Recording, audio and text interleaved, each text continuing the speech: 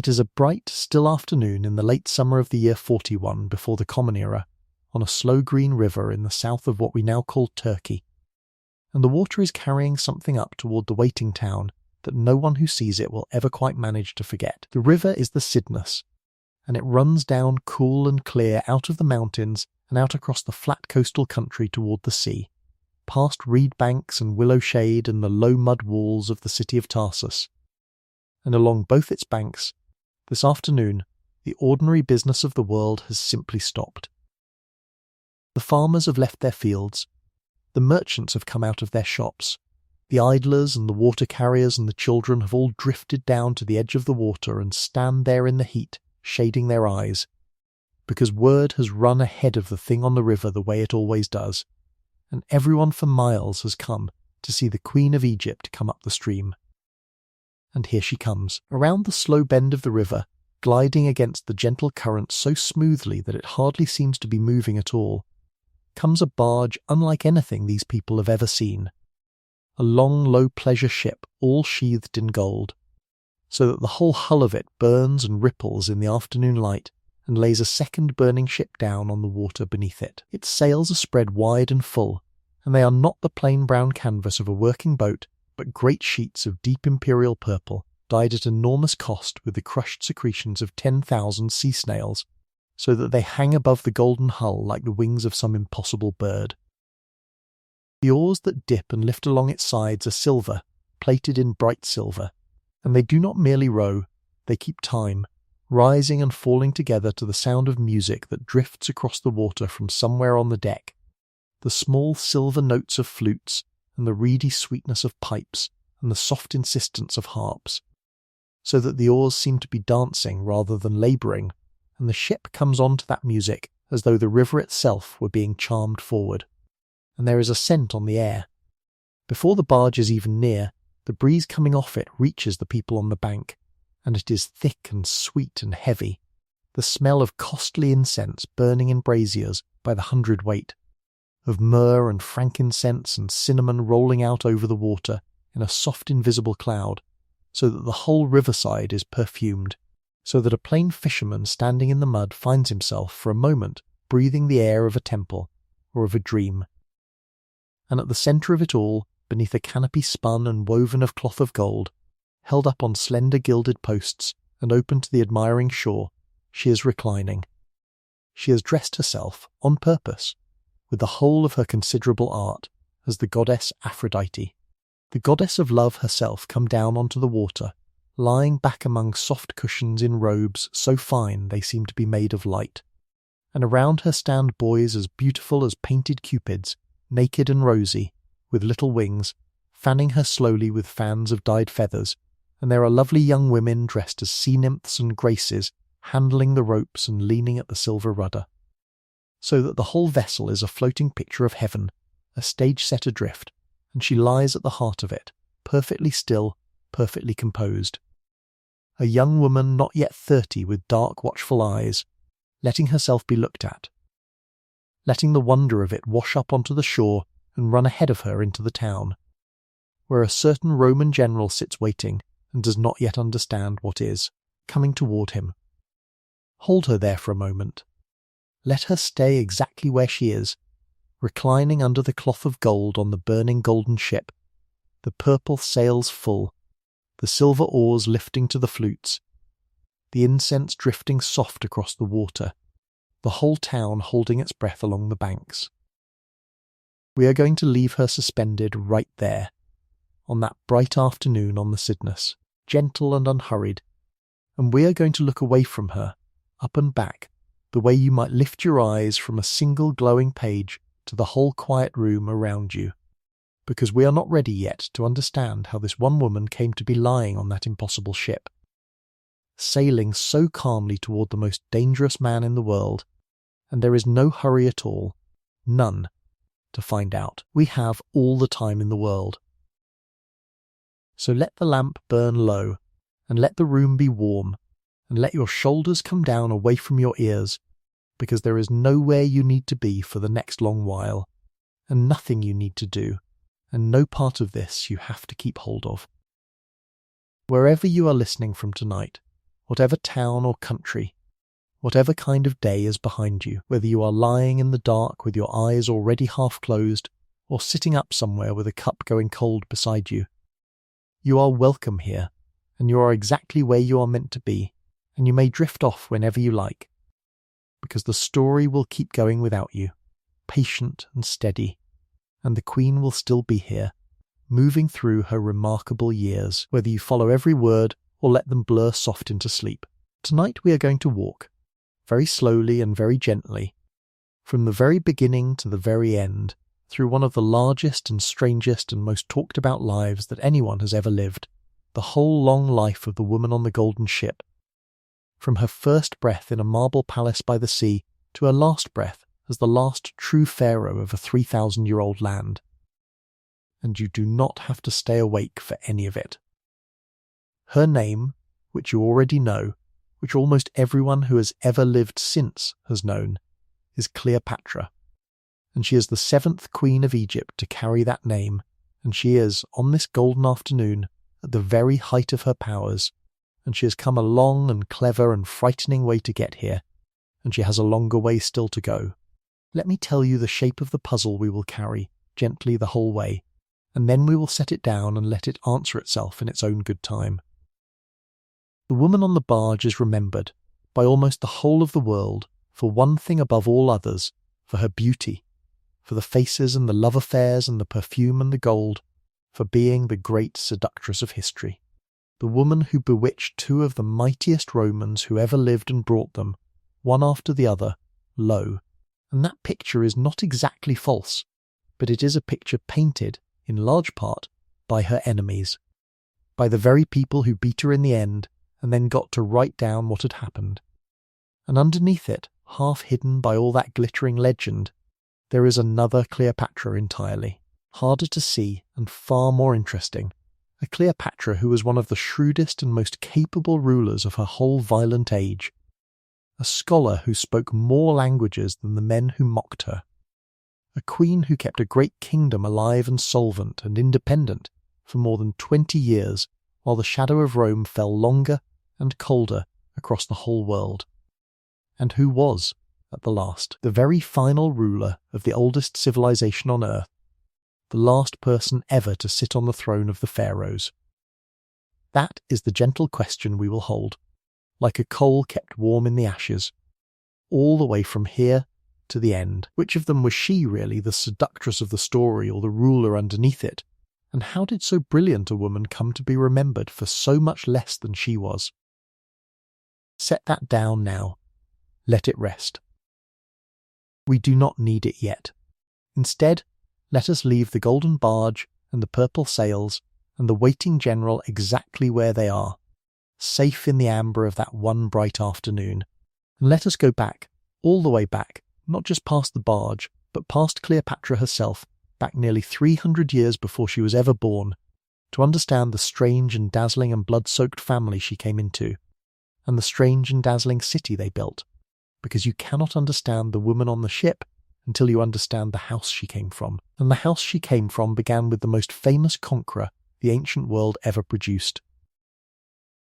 Picture him then, first of all, because everything starts with him. Something over 300 years before that afternoon on the Cydnus, a young king came out of the rough highlands of Macedonia in the north of Greece and set out to conquer the world, and very nearly did. His name was Alexander, and the world remembers him as Alexander the Great, and in a single blazing decade.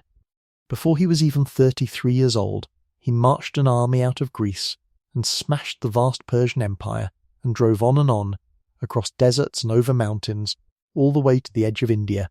winning every battle he ever fought, until his exhausted men would follow him no farther, and he turned back and died,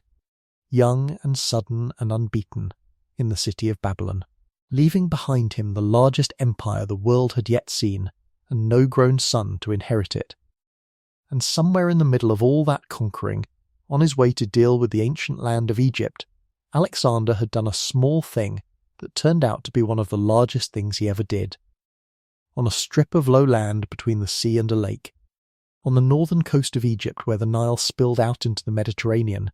he had stopped and looked at the harbour and the shelter and the lay of the ground and decided that here on this spot there would be a city, a great new Greek city, facing out across the sea, and he had marked out its walls with his own hand, they say, trickling a line of barley meal along the ground to show where the streets should run. And he had given it his own name. He called it Alexandria. And then he had marched away east to his conquering and his early death, and he never saw the city grow, but grow it did, into one of the wonders of the whole ancient world. For when Alexander died so suddenly in Babylon, with no heir anyone could agree on, his great empire did not pass whole to any one man. Instead, his generals, the hard ambitious Macedonian soldiers who had marched and fought beside him, fell upon the empire like wolves upon a carcass, and tore it into pieces, each seizing what he could hold. And the wars between them went on for 40 bloody years. And one of those generals, one of the shrewdest and most careful of them all, a boyhood friend of Alexander's named Ptolemy, looked at all the rich lands there were to grab and chose, very deliberately, the best and the safest prize of all. He chose Egypt. He took Egypt for himself while the others were still fighting over the rest, and he shut himself up behind its deserts and its sea.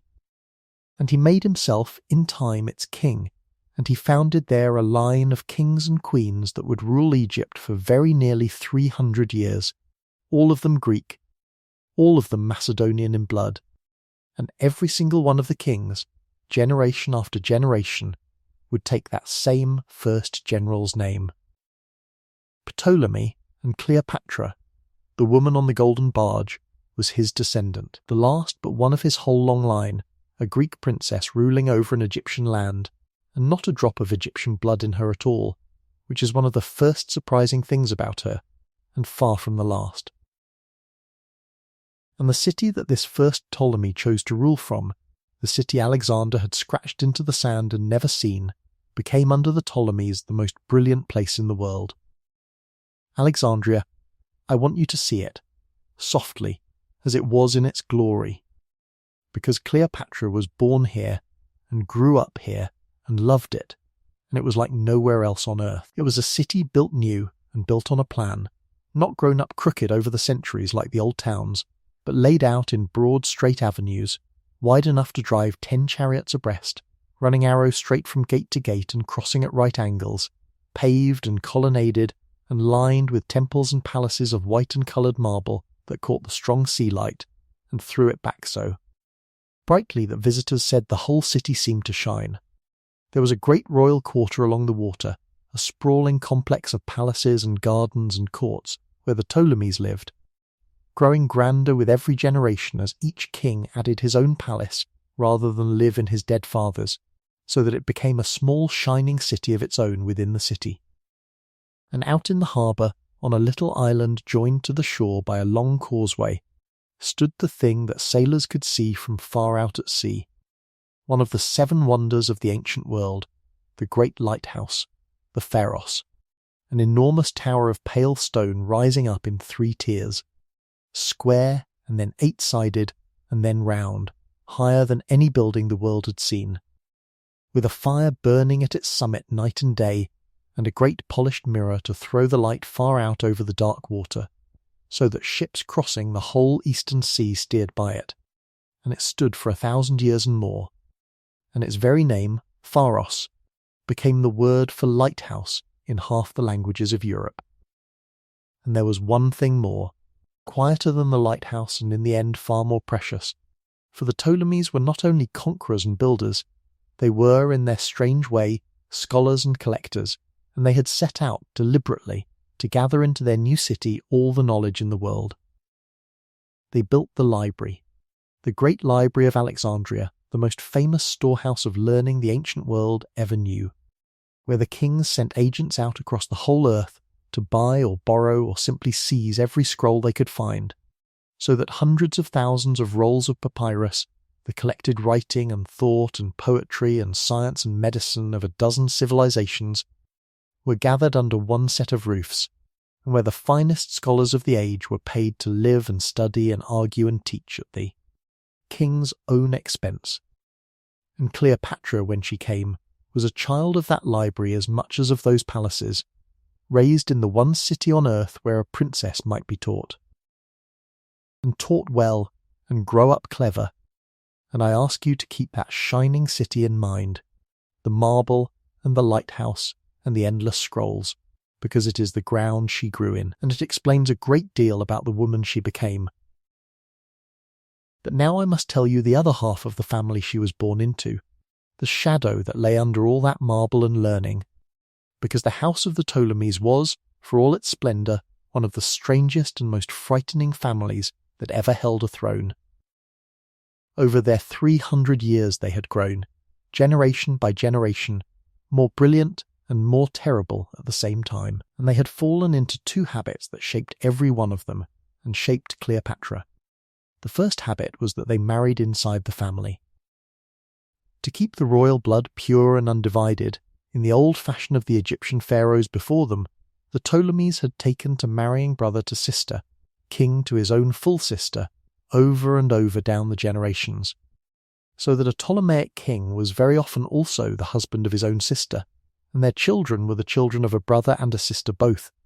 and this went on unbroken for so long that by Cleopatra's time the family tree had folded in on itself into a tangle almost impossible to follow, and she herself was the product of many generations of it. And the second habit, growing out of the first and out of the fierce closeness of a family with a throne to fight over, was that they killed one another.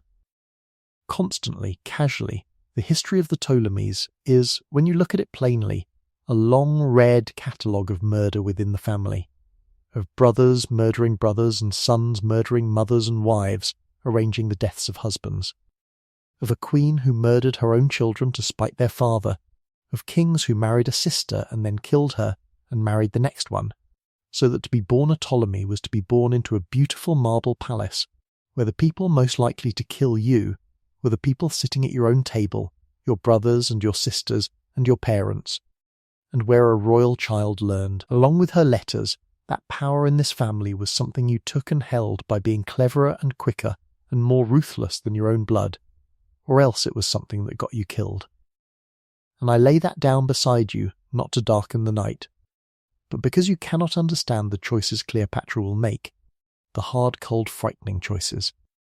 the things she did to her own brothers and sister, unless you understand that she was raised in a family where those were simply the rules of the game, learned at the knee the ordinary arithmetic of survival, and that she learnt them very, very well. Into this family, this dazzling and murderous house,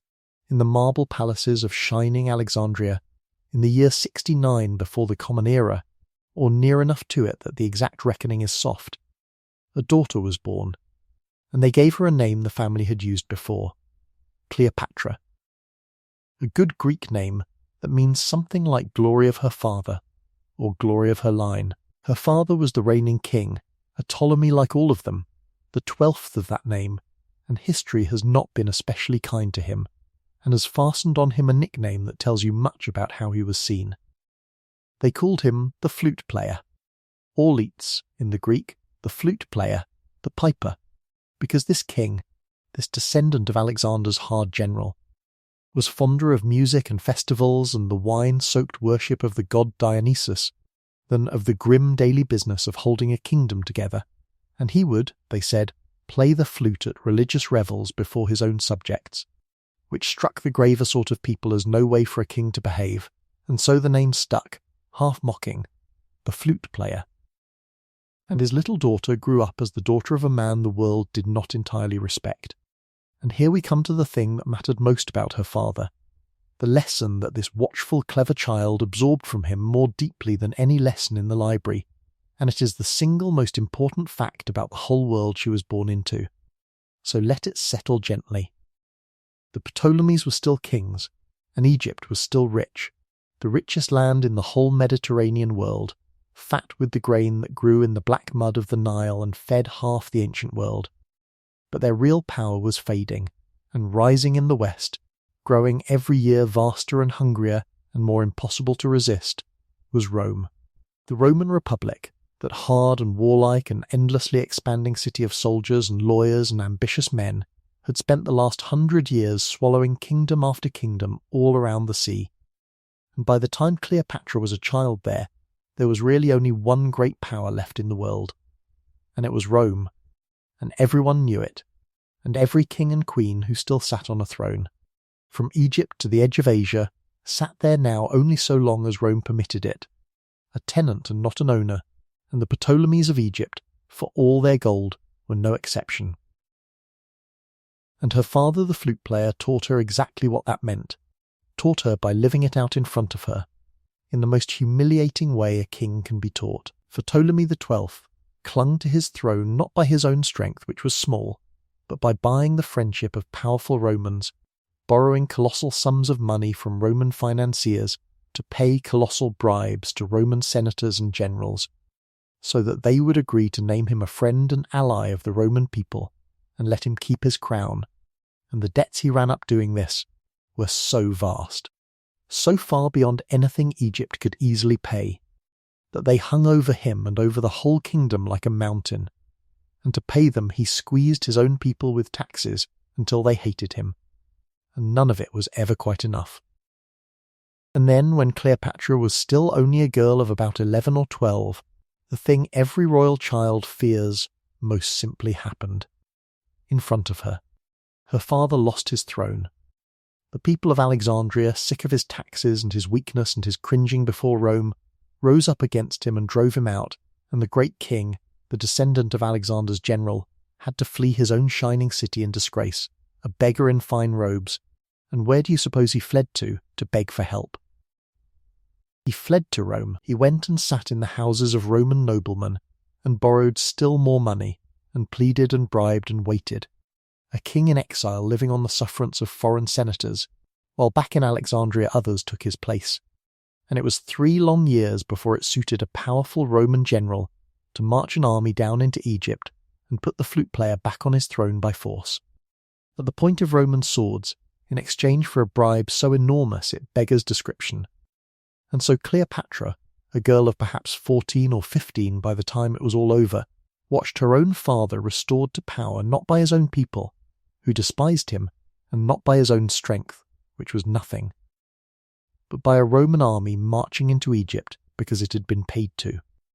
And she cannot possibly have missed the lesson written so plainly across her whole childhood, the lesson that would guide every single thing she ever did as queen. Egypt could not stand against Rome. Rome was the tide, and it was coming in, and no king could hold it back. The only question left for a ruler of Egypt was how to survive it, how to bend without breaking,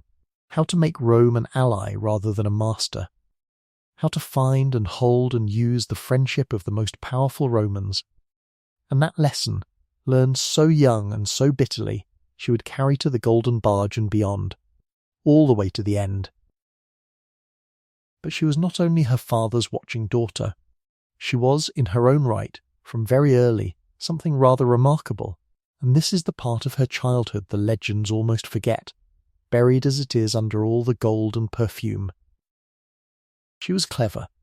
genuinely, deeply, unusually clever,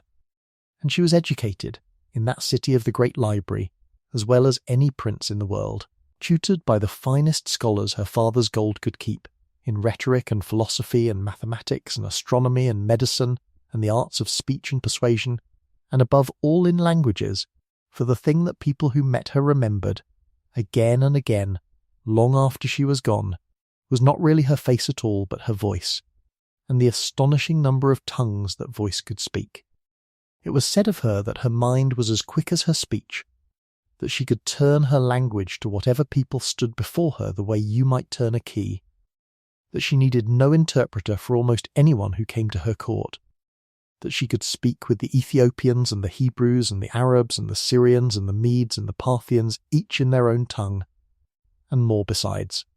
and that men who came expecting a pretty ornament found instead a mind that could out-argue and out-charm and outthink them in their own language, and went away shaken. And there is one thing about all this language she learned that tells you more about the woman she would be than anything else in her whole childhood. One small, quiet, astonishing fact, and I want to leave you resting on it tonight because it is the true seed of everything. For all those 300 years, in all those generations, Not one single Ptolemy, not one king or queen of that whole Greek dynasty, ruling over the Egyptian people, living off the wealth of the Egyptian land, worshipped in the temples of the Egyptian gods, had ever bothered to learn the Egyptian language. Not one. They had ruled Egypt for 3 centuries as foreigners, speaking only their own Greek, holding themselves apart and above the millions of people whose black soil river paid for all their marble, and it had never once occurred to any of them that they might learn the tongue of the people they ruled. And Cleopatra, the clever watchful girl in the palace, the last real ruler of the whole line, did the thing that none of her ancestors had ever thought to do. She learned it. She learned to speak Egyptian, the language of her own subjects, the first and the only one of all the Ptolemies ever to do so, and she went further and learned the ways and the gods and the old customs of the ancient land she was going to rule, so that she could stand in the temples not as a Greek pretending, but as something the Egyptian people could believe in, and understand, when she wished to, what was being said around her by the people her family had ruled and never once listened to. And in that single choice, that quiet decision of a studious girl to learn the one language everyone in her family had ignored, you can already see the whole of her, the shrewdness and the reach and the deep instinct for how power really works. That a ruler who can speak to her people and to her enemies alike in their own words holds a kind of power that no army can give and no army can take, and it is a lesson her whole flute-playing, Rome-fearing, tax-squeezing family had somehow never learned, and she learnt it before she was grown. And so the years of her childhood ran on in the shining marble city by the sea, under the burning fire of the great lighthouse, among the endless scrolls of the library and the beautiful and dangerous relatives at her father's table, and the girl grew toward womanhood watchful and brilliant and hard to read, learning her many languages, learning her people's tongue, learning above all the one great lesson of Rome's long shadow, and waiting, as royal children always wait, for the day the throne would come to her. And it came, as such things do, quietly and out of a clear sky. In the year 51, before the Common Era, when Cleopatra was about 18 years old, the old king her father, the flute player, worn out at last by his debts and his exile and his long uneasy reign, sickened and died in his palace in Alexandria and left his kingdom behind him. And he left it, as such kingdoms were often left, not to one child but to 2, to his clever eldest surviving daughter, and to a small boy, her younger brother, to rule together, side by side, the 2 of them, as the custom of that folded and murderous family demanded. And so the teenaged girl, so carefully taught, so watchful, so ready, stepped forward at last out of the shadow of her father toward the throne of Egypt, toward the crown of the pharaohs and the double burden of Alexandria's gold and Rome's long reach, not yet knowing, as we already half know, everything that waited for her there. The brother who would become her enemy, the Romans who would become her lovers and her ruin, the golden barge still 18 years off on its bright river. But that is the beginning of another part of the story, and it can wait. For we have come a long way tonight already, from the perfumed water of the Cydnus all the way back through 300 years to the founding of a city and a family,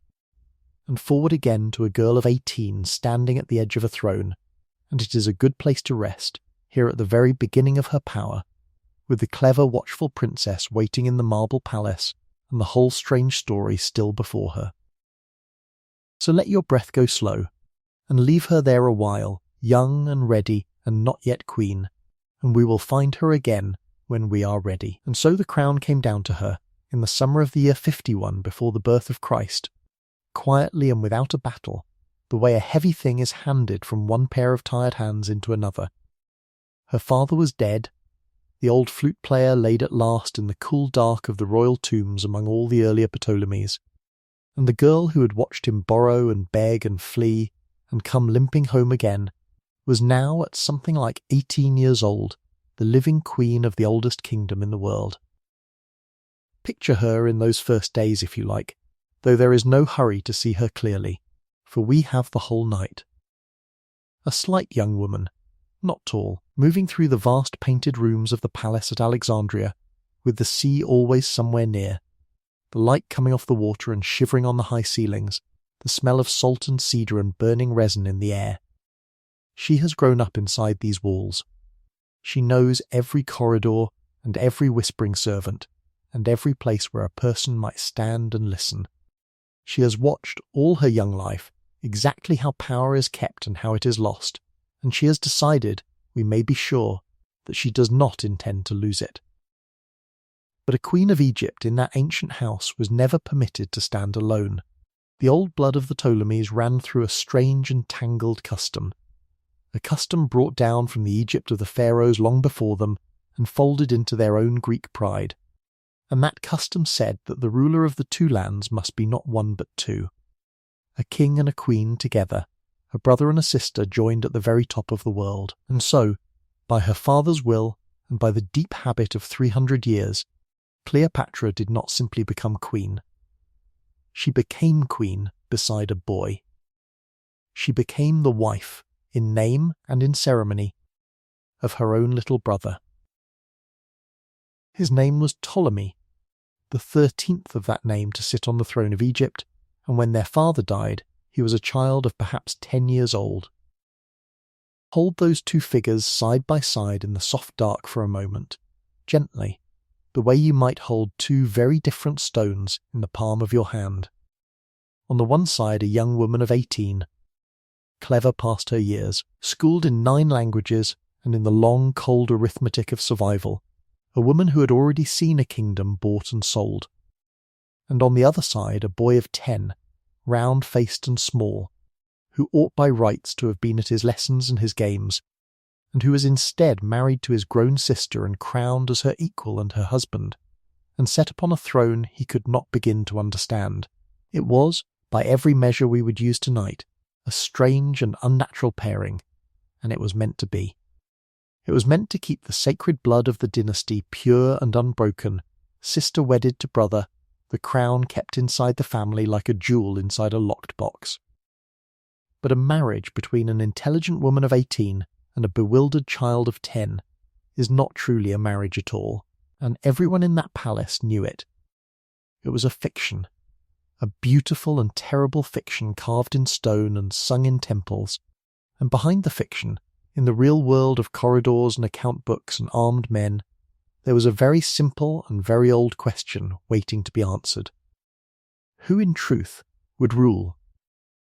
For a little while at the very start, it looked as though the answer would be Cleopatra, and Cleopatra alone. She was the elder, she was the abler, she had the will, and she had the training, and she moved at once, in those first months, to make herself the true sovereign and to let the boy be no more than the small ornament his age required. We can still read the traces of it today, in the dry surviving papers of that year, in the coins struck and the decrees issued. On the earliest of them her name stands first, or her name stands alone, without her brothers at all, as though the little king were an inconvenience she had decided, politely, to forget. She travelled south, in the 2nd year of her reign, up the long green thread of the Nile to the ancient sanctuaries of Upper Egypt, and there she did something no purely Greek monarch had thought to trouble with in a long time. She showed herself to the Egyptian priests in the old temples in the character of a true daughter of the pharaohs, taking part in their most sacred rites, honouring their gods with her own hands. She had learnt their language, remember, alone among all her line, and now she used what she had learned. She let the oldest and deepest layer of her kingdom, the vast patient country of farmers and priests and river people that lay beyond the glittering Greek shell of Alexandria, see in her a queen who belonged to them. It was shrewd. It was more than shrewd. It was a young ruler reaching, with both hands, past the treacherous court around her toward the great steady weight of the land itself, hoping to make it hers. But that same reaching also carried her out of the capital, away from the palace and its whispers, and it is one of the quiet lessons of her whole long life. One we will see again before the end, that the throne of Egypt was never truly held in the temples of the south. it was held and lost in the close hot rooms of the palace by the sea. And while Cleopatra was away being a pharaoh, other people were at work in those rooms, patient as spiders, deciding that she should not rule at all. Here we must gently bring in the men who stood behind the boy, the three figures who make up the shadow at the back of this chapter, because it was they, far more than the child himself, who became Cleopatra's true enemies in these years. Do not trouble to fix their faces, there is nothing to fear from them tonight, and they are all a very long time dead.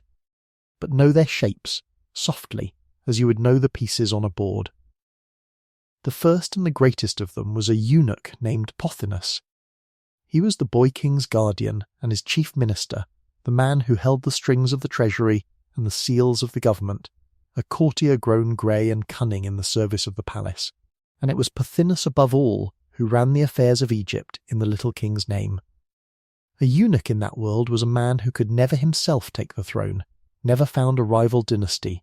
and for that very reason such men were often trusted with enormous power, set close to the crown precisely because they could not steal it for their own sons. And Pothinus used that power, quietly and completely, to advance the boy and to press the sister down. The second was a soldier, a general named Achilles, who commanded the royal army, a hard and capable man with an army of some 20,000 at his back, many of them rough Roman veterans and mercenaries and the sons of mercenaries who had settled in Egypt and grown half wild and loyal to no one but their paymasters. Where Pothinus held the money and the seals, Achilles held the swords, and that is a dangerous pairing to have set against you. And the third was a subtler creature, a man of words rather than coins or swords, a rhetorician named Theodotus, a teacher brought in to instruct the young king in the arts of speaking and persuading, a smooth and clever tutor whose gift was for finding the elegant argument that made a cruel thing sound wise, money and force and a honeyed tongue. Those were the three,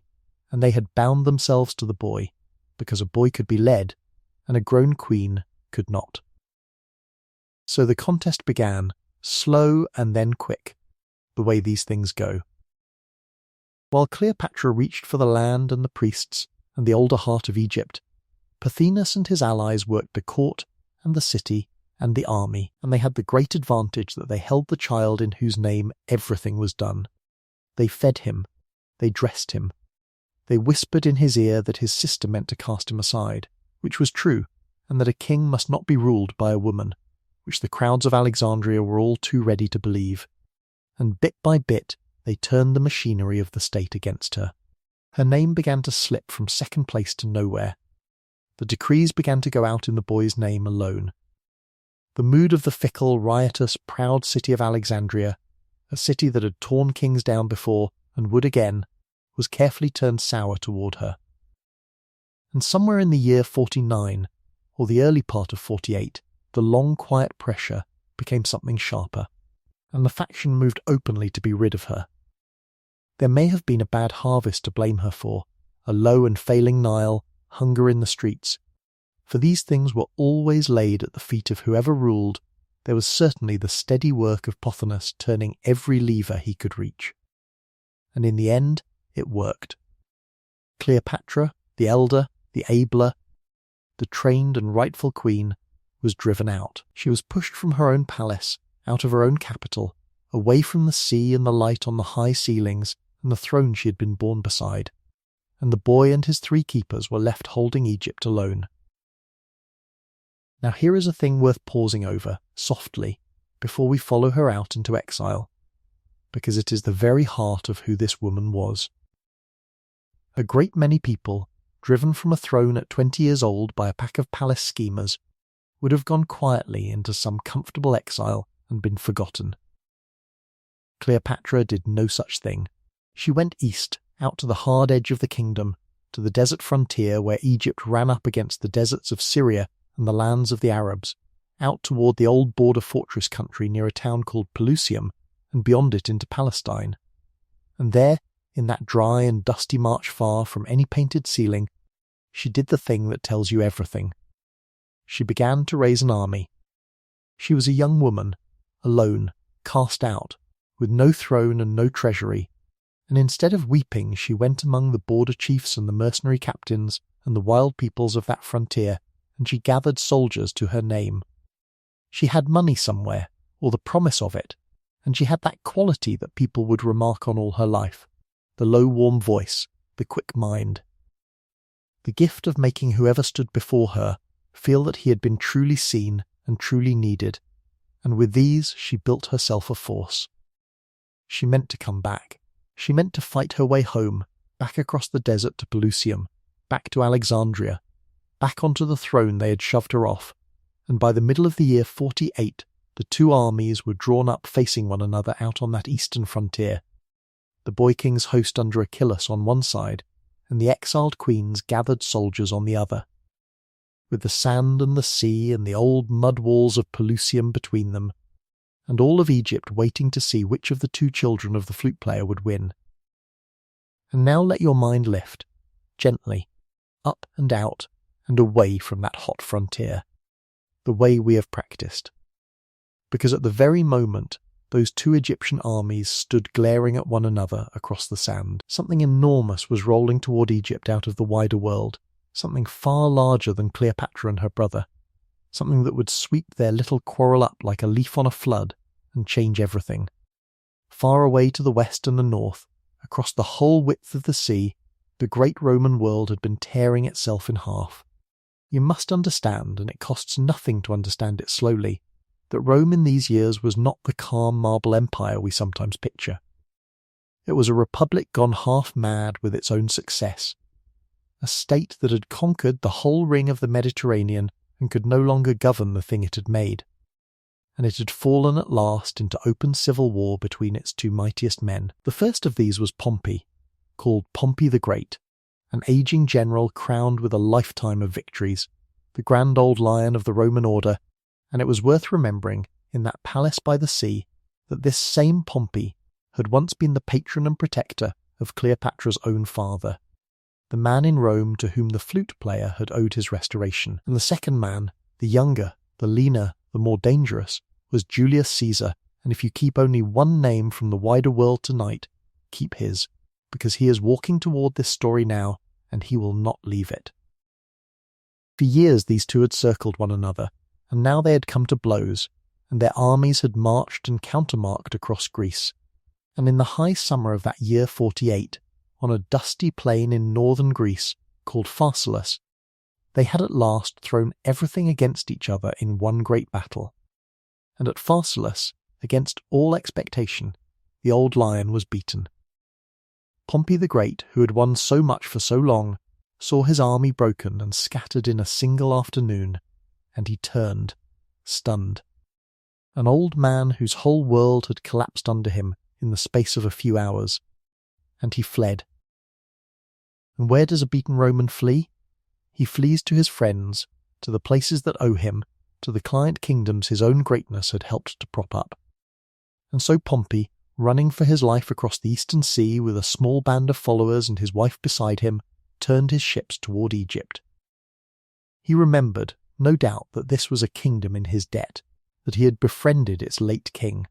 that its treasury and its harbours might shelter him, and its soldiers might yet let him build his broken cause anew. He did not know, poor tired man, that the king who owed him was dead,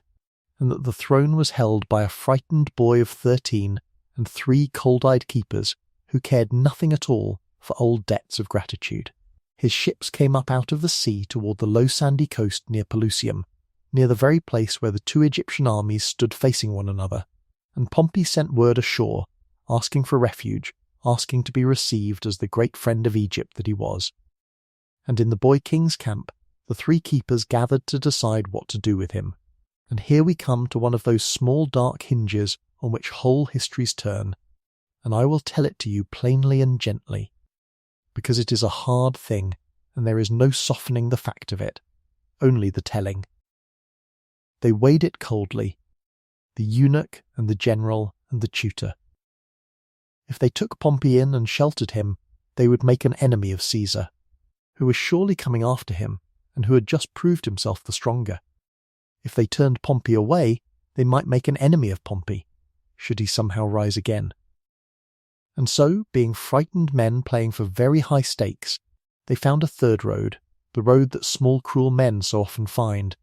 and it was the tutor Theodotus, the man of honeyed words, who is remembered for framing the argument that carried the day. Dead men he is said to have observed, "Do not bite." If they killed Pompey, they would offend no one who mattered, and they would hand the victorious Caesar a gift he could not refuse, the head of his last great enemy, delivered without his having to lift a finger, and surely, such a gift would buy them Caesar's friendship and his favour forever. It was clever. It was the kind of cleverness that curdles the stomach. And they did it. Picture the beach at Pelusium on that late September afternoon if you can bear to,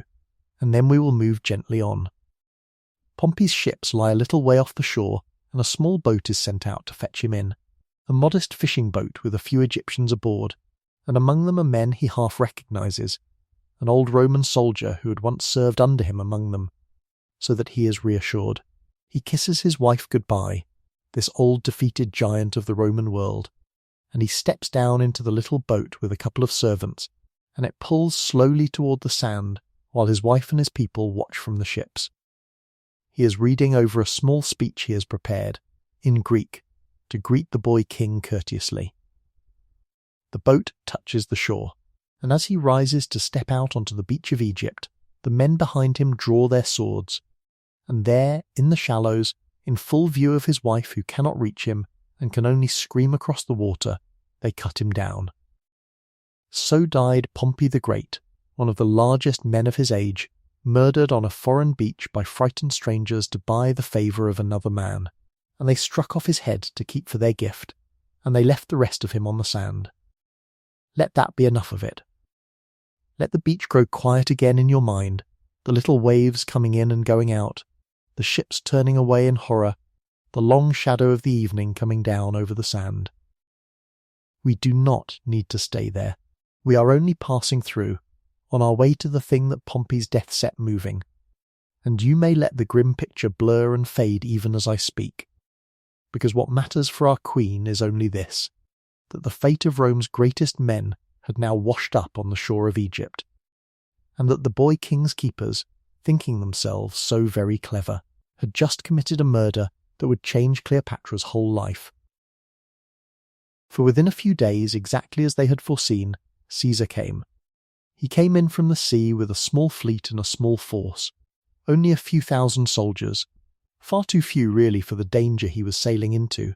but with all the vast weight of Rome behind his name, hunting the beaten Pompey, meaning to end the war. And when his ships came up to Alexandria, and he came ashore into that dazzling, seething, dangerous city, the boy king's men came to him in triumph, expecting their reward, and they brought out their gift. They brought him the severed head of Pompey and his signet ring. And here the clever men found that they had misread everything, for cleverness of their small cold kind so often does. Caesar did not rejoice. Pompey had been his enemy, yes, and his rival, and the two of them had torn the Roman world apart between them. But Pompey had also once been his ally, and his friend, and the husband of his own beloved daughter now dead, and he was a Roman of the greatest name, and to see that great head brought to him like a butcher's parcel by these smirking foreign courtiers did not fill Caesar with gratitude. It filled him, so we are told, with grief and with disgust. He turned away from the sight, he wept, and he took the ring he knew so well, and something hardened in him toward the people who had done this thing and thought he would thank them for it. The keepers of the boy king had wanted, more than anything, to make Caesar their friend. Instead, in that one gesture, they had shown him exactly what they were, and had begun, though they did not yet know it, to make him something far more useful to the exiled queen out on the desert frontier. They had begun to make him their judge. For Caesar did not take his gift and sail away, as they had hoped and expected. Caesar came ashore, into Alexandria, into the very palace by the sea, and he stayed. He had himself installed in the royal quarters, in the great gleaming complex of the Ptolemies, with the harbour before it, and the lighthouse standing tall and white across the water, and he settled in, this lean, balding, tireless Roman of 52. as though he owned the place, with the emblems of a Roman consul carried before him through streets that had never bowed to Rome and did not care to start. It was an outrage to the proud Alexandrians, and it was quite deliberate, and it was also, in Caesar's mind, entirely his right, for two very good reasons. The first was the money. Cleopatra's father, the flute player, had died owing Rome an enormous debt, a mountain of borrowed gold from all those years of buying his throne back, and Caesar, arriving as the master of the Roman world, meant to collect it, and where better to sit while he collected than in the debtor's own palace. And the second reason was subtler and stranger and reached back into that same old tangle of the family. The dead king's will had named Rome itself as the guardian and overseer of his children's inheritance. He had, in effect, made the Roman people the executor of his throne, the referee of any quarrel between his son and his daughter. And Caesar, standing now in that palace, was Rome, was the living embodiment of that guardianship, and he found himself arrived, almost by accident, into the exact middle of a war between a brother and a sister over which of them should rule, with the legal right, or at least the legal pretext, to settle it. And so he did the natural thing, the thing that would decide everything that follows in this long story, though he can have had no idea, that tired soldier collecting an old debt, of the size of what he was setting in motion. He summoned them. He sent out word, in the calm voice of a man who has decided to be obeyed, that the quarrel between the children of the late king was to be laid before him, and that he, as the representative of Rome and the executor of their father's will, would hear them both and judge between them. Both of them. The boy King Ptolemy, close at hand in Alexandria among his keepers, and the exiled Queen Cleopatra, out on the far frontier at the head of her gathered army, cut off from the capital by her brother's soldiers, with the general Achilles and 20,000 men lying between her and the sea. They were both to come to him, into the palace, and stand before him, and let him weigh their claims. And there, for tonight's portion, we will let the story rest, poised and waiting, the way we like to leave things. Caesar sits in the lamplit rooms of the Alexandrian palace, a small band of Romans in a vast hostile city, drumming his restless fingers, waiting for the two royal children to be brought before him. The boy is near, sulking among his cold advisers, who are beginning to understand that they have invited a lion into the house, and the girl, our queen, is far away at the edge of the desert, shut out of her own city, turning over in that quick and endless mind of hers the single hardest problem of her young life: how a queen with no throne, barred from her capital by an enemy army, might reach across all that danger and stand before the one man in the world who could hand her everything back. She has been summoned to Alexandria. Getting into Alexandria alive is another matter entirely, and how she solved it is one of the most famous stories ever told about her, and it is exactly where we will begin the next time. But not now. Now there is nothing at all you need to carry forward, nothing to hold, nothing to solve. Let Caesar wait in his lamplit room. Let the boy sulk. Let the queen sit thinking at the edge of the sand under the enormous desert stars, safe for now, unhurried, her whole strange future still folded up and waiting inside her. And let yourself, wherever you are, sink a little deeper into the warmth and the dark. Because the story is in no hurry, and neither are you, and it will all still be here, patient and waiting, whenever you are ready to come back to it. And so the great man is in her house, and she is not. Think of that for a moment, gently, the way you would turn a smooth stone over in your hand in the dark. Julius Caesar, the most powerful living Roman, the man before whom the whole of the known world has learned to lower its eyes, has sailed into the harbour at Alexandria and walked up through the marble halls of the Ptolemies and made himself at home in the very palace where Cleopatra was born, in the rooms she knew as a child, among the lamps and the cool stone floors and the long sea facing windows that were meant to be hers. And she is outside it. She is somewhere off to the east, out past the edge of the delta, camped in the hard dry country near the frontier with her little scraped together army a queen without a throne, shut out of her own city by her own brother's soldiers, who hold every gate and every road and every quiet path down to the sea, watching for her, waiting for her, with orders to kill her on sight if ever she should try to come home. That is the shape of the problem she is holding on this particular night, and there is no hurry at all for us to solve it, none, because it has been solved for more than 2,000 years, and it will keep. Let it sit, let her sit, out there in the dark by her small fire, 21 years old, thinking, the way you are perhaps lying still now and thinking, and let us come to it slowly. She has, you see, one advantage that all her brother's guards cannot take from her, and it is the same advantage that has carried her this whole long way. She understands, better than almost anyone alive, exactly what the situation truly is. Her brother's men imagine that the great question is a military one, a matter of armies and gates, of who holds the harbour and who holds the desert road. And Cleopatra knows that it is nothing of the kind. She knows that the entire fate of Egypt, the throne, the crown,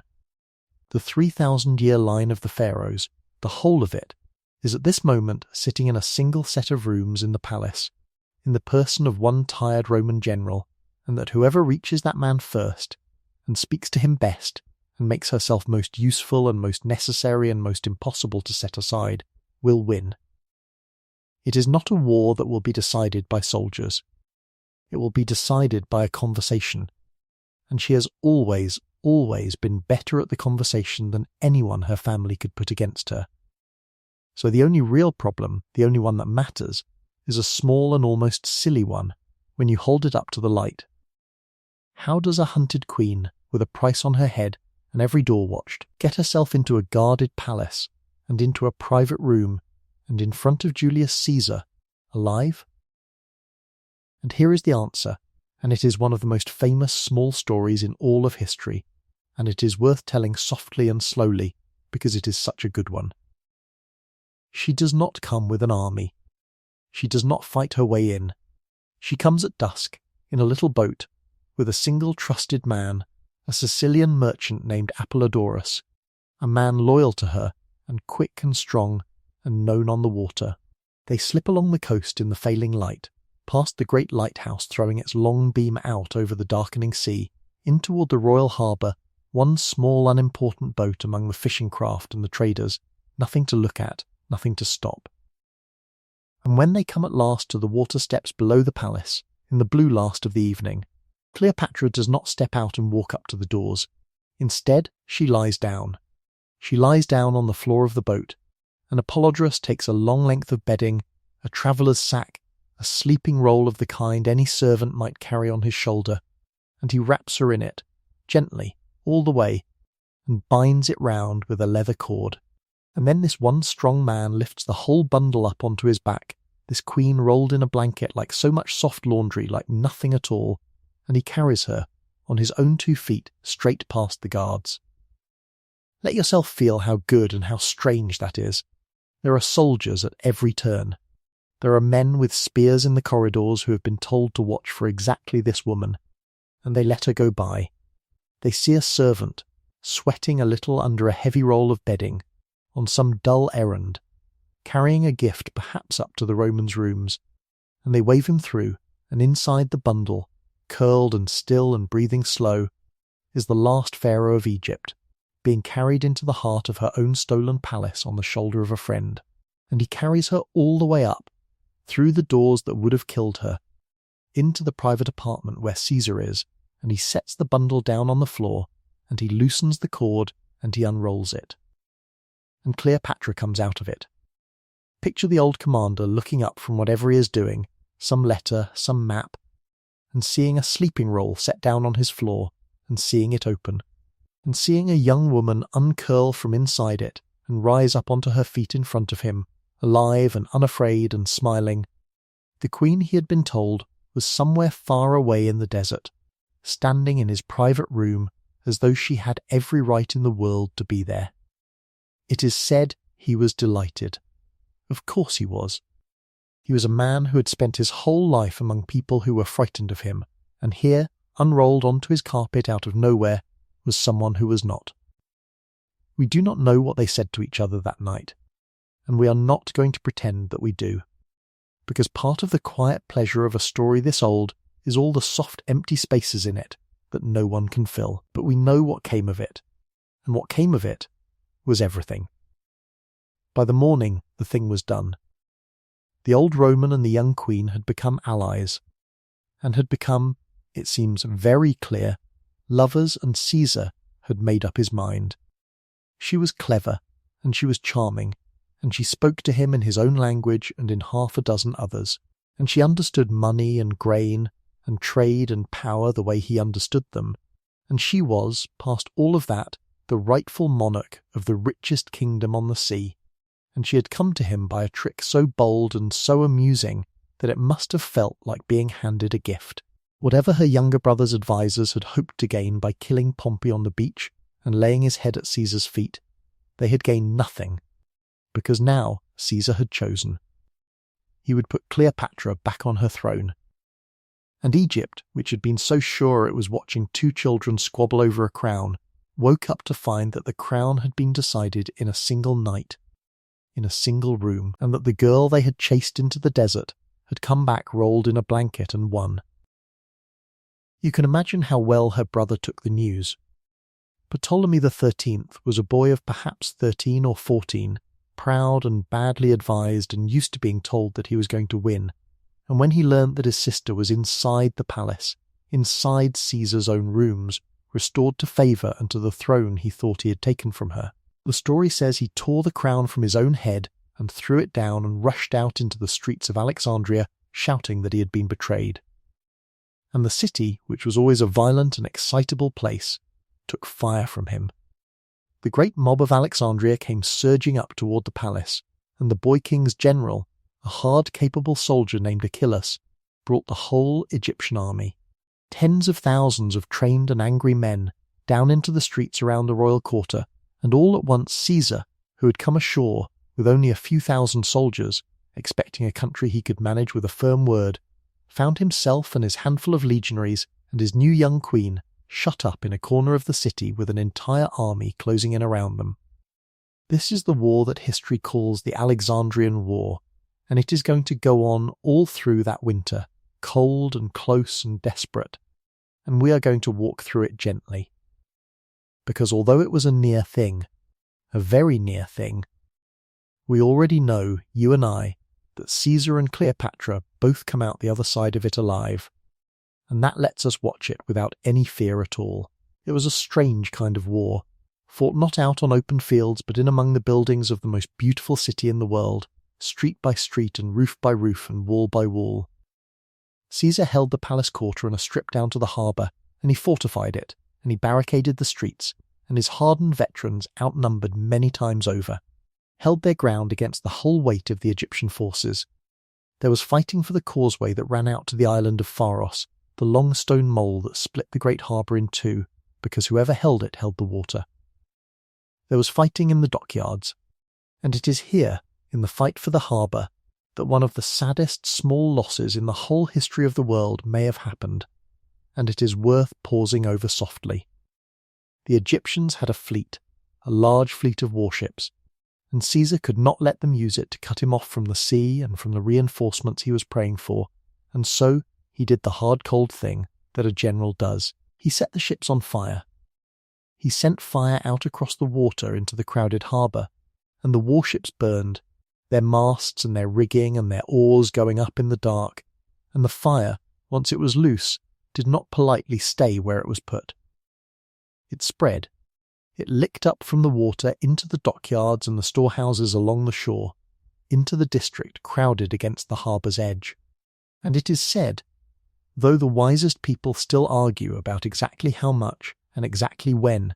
that the flames reached in among the buildings near the great library, the wonder of the whole ancient world, the place where the Ptolemies had gathered every book and every scroll they could buy or borrow or copy from every corner of the earth. How much was lost that night, whether it was a store of scrolls waiting by the docks, or something closer to the heart of the collection itself, no one now can say for certain, and we will not pretend to. But hold the image for just a moment, gently, before you let it drift away, of firelight moving on the water of that dark harbour, and the ships burning, and the glow of it thrown up against the walls of the place that held so much of what people had once known, and then let it go, the way you would let a page turn.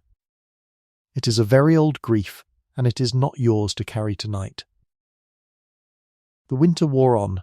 There were reverses and there were victories. At one point in the fighting on the causeway, things went so badly for the Romans that Caesar himself, the great Caesar, had to leap from a mole into the sea and swim for his life to a nearby boat, holding, the fond old story says, a bundle of important papers up out of the water in one hand as he went, and losing his fine general's cloak in the waves, so that the Egyptians hung it up afterward as a trophy. Inside the palace the tangle grew stranger still. Cleopatra had a younger sister, Arsinoe, a girl every bit as ambitious as the rest of that ambitious family, and Arsinoe slipped away out of the palace to the Egyptian army and had herself proclaimed queen by the soldiers, so that now there were rival queens as well as the boy king, sister against brother, the whole poisoned Ptolemaic family finally at open war with itself in the streets of its own city, while a Roman held the middle. The eunuch Pothinus, who had schemed against Cleopatra from the start, and who kept scheming even now, sending secret messages out to the enemy from within the palace, was found out and put to death on Caesar's order. It was, all of it, exactly the kind of court she had grown up in, only turned now to open flame. And then, in the spring, it ended, the way these things so often end, with help arriving from far away. An ally of Caesar's, Mithridates of Pergamon, came marching overland from the east with a relieving army, down through the desert and into the delta, and the boy king's forces had to leave the city and go out to meet him, and Caesar slipped his own men out and joined the fight, and there, somewhere in the flat green country of the Nile delta, in a battle by the river, the whole cause of Ptolemy XIII came apart at last. His army broke, and the boy king, in the rout, tried to escape by water, crowding onto a riverboat with too many frightened men, and the boat, overladen, low in the water, took on the river and turned over and went down, and the boy went down with it. They say his golden armour, the beautiful heavy ceremonial armour of a Ptolemy, the very thing that was meant to mark him out as a king, was what dragged him under and held him down in the dark water of the Nile, and that when they found his body later and pulled it from the mud, it was the golden breastplate that let them know for certain who he had been. So the brother who had chased her into the desert, the boy she had been married to in the cold formal way of their family, the child king in whose name grown and dangerous men had tried to erase her, was gone, quietly, under the river, and the war was over, and Cleopatra had won it all. Let the river close over that. There is no cruelty in us lingering on it, because he is far past our pity now, and there is no triumph either. Only the slow turning of the thing, one child of that strange family sinking while another rises, the way the Nile itself rises and falls and rises again, without ever being asked. And now, at last, after everything, after the exile and the desert and the bedroll and the fire and the long cold winter of the siege, Cleopatra was secure.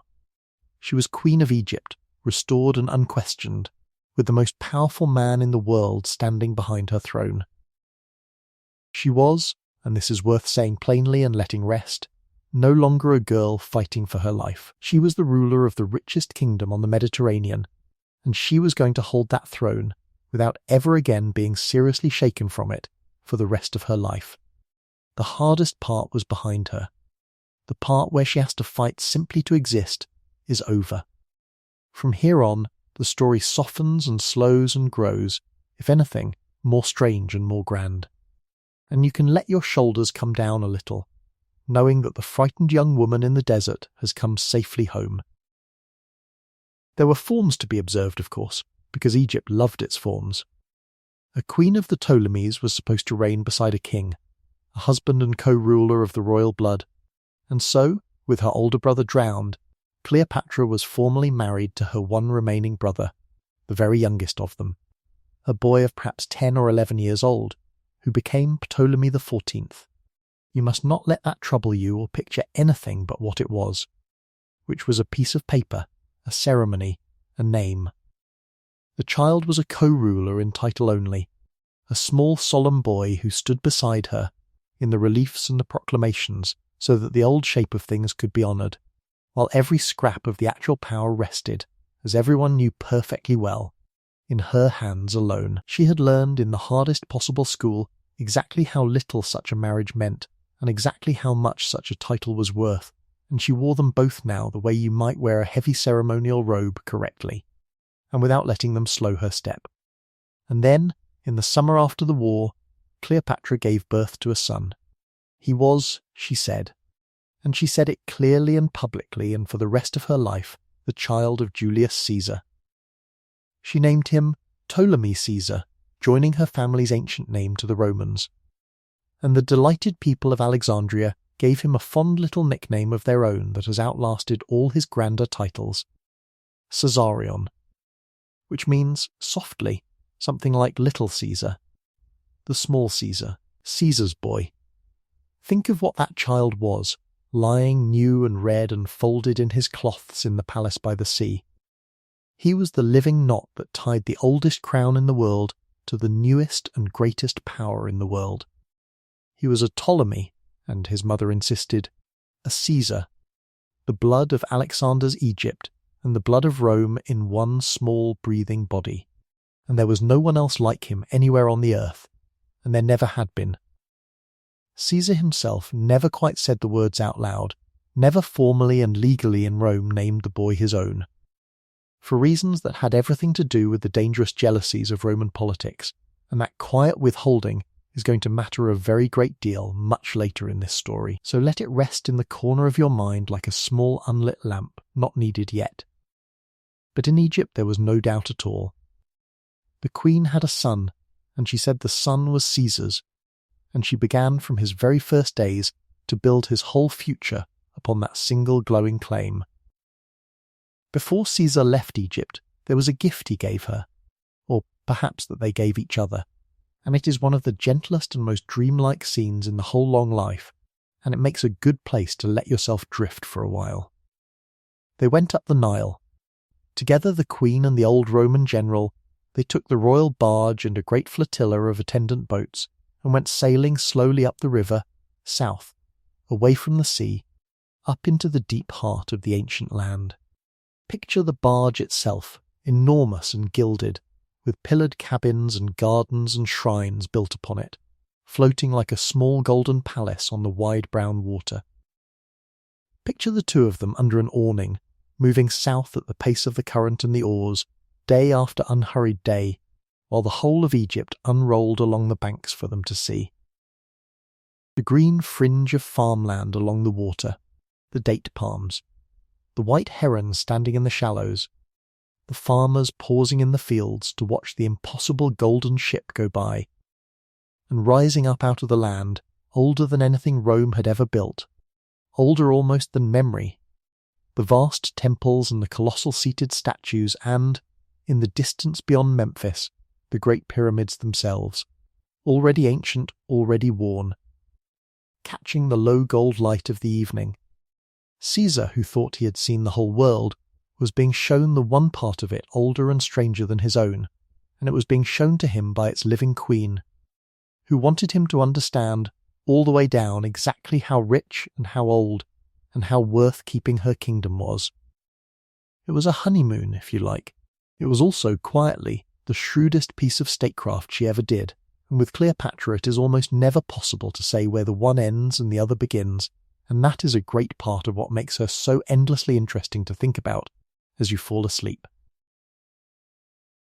But Caesar could not stay. He never could. Anywhere. He was a man with a whole broken Roman world still to put back together, wars in other places, enemies still standing, and the pull of Rome on him was as strong and as constant as the pull of the sea on a river, and in time he had to go.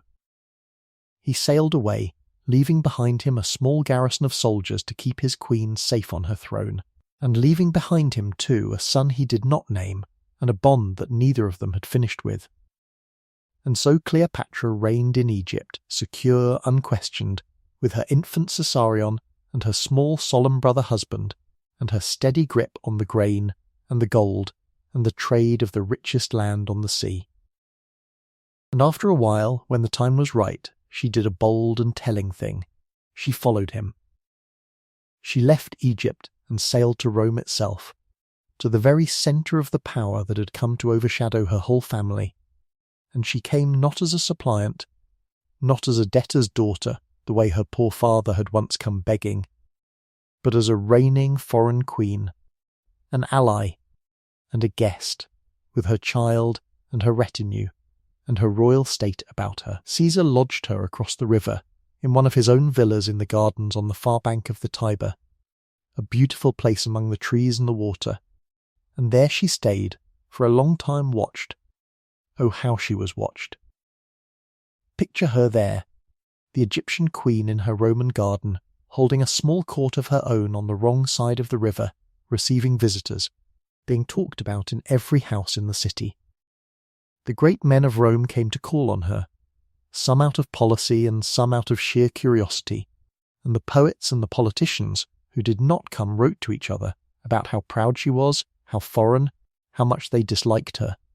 in the particular sour way that people write about someone they cannot stop thinking about.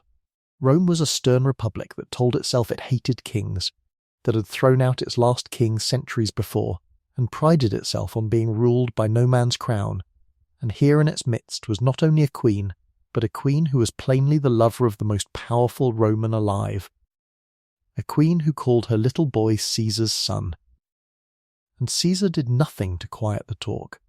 He was said to have placed a statue of Cleopatra, golden and gleaming, in the temple he was building to Venus, the goddess he claimed as the ancestress of his own family, so that the Egyptian queen stood in gold beside the mother goddess of Rome for all the city to see.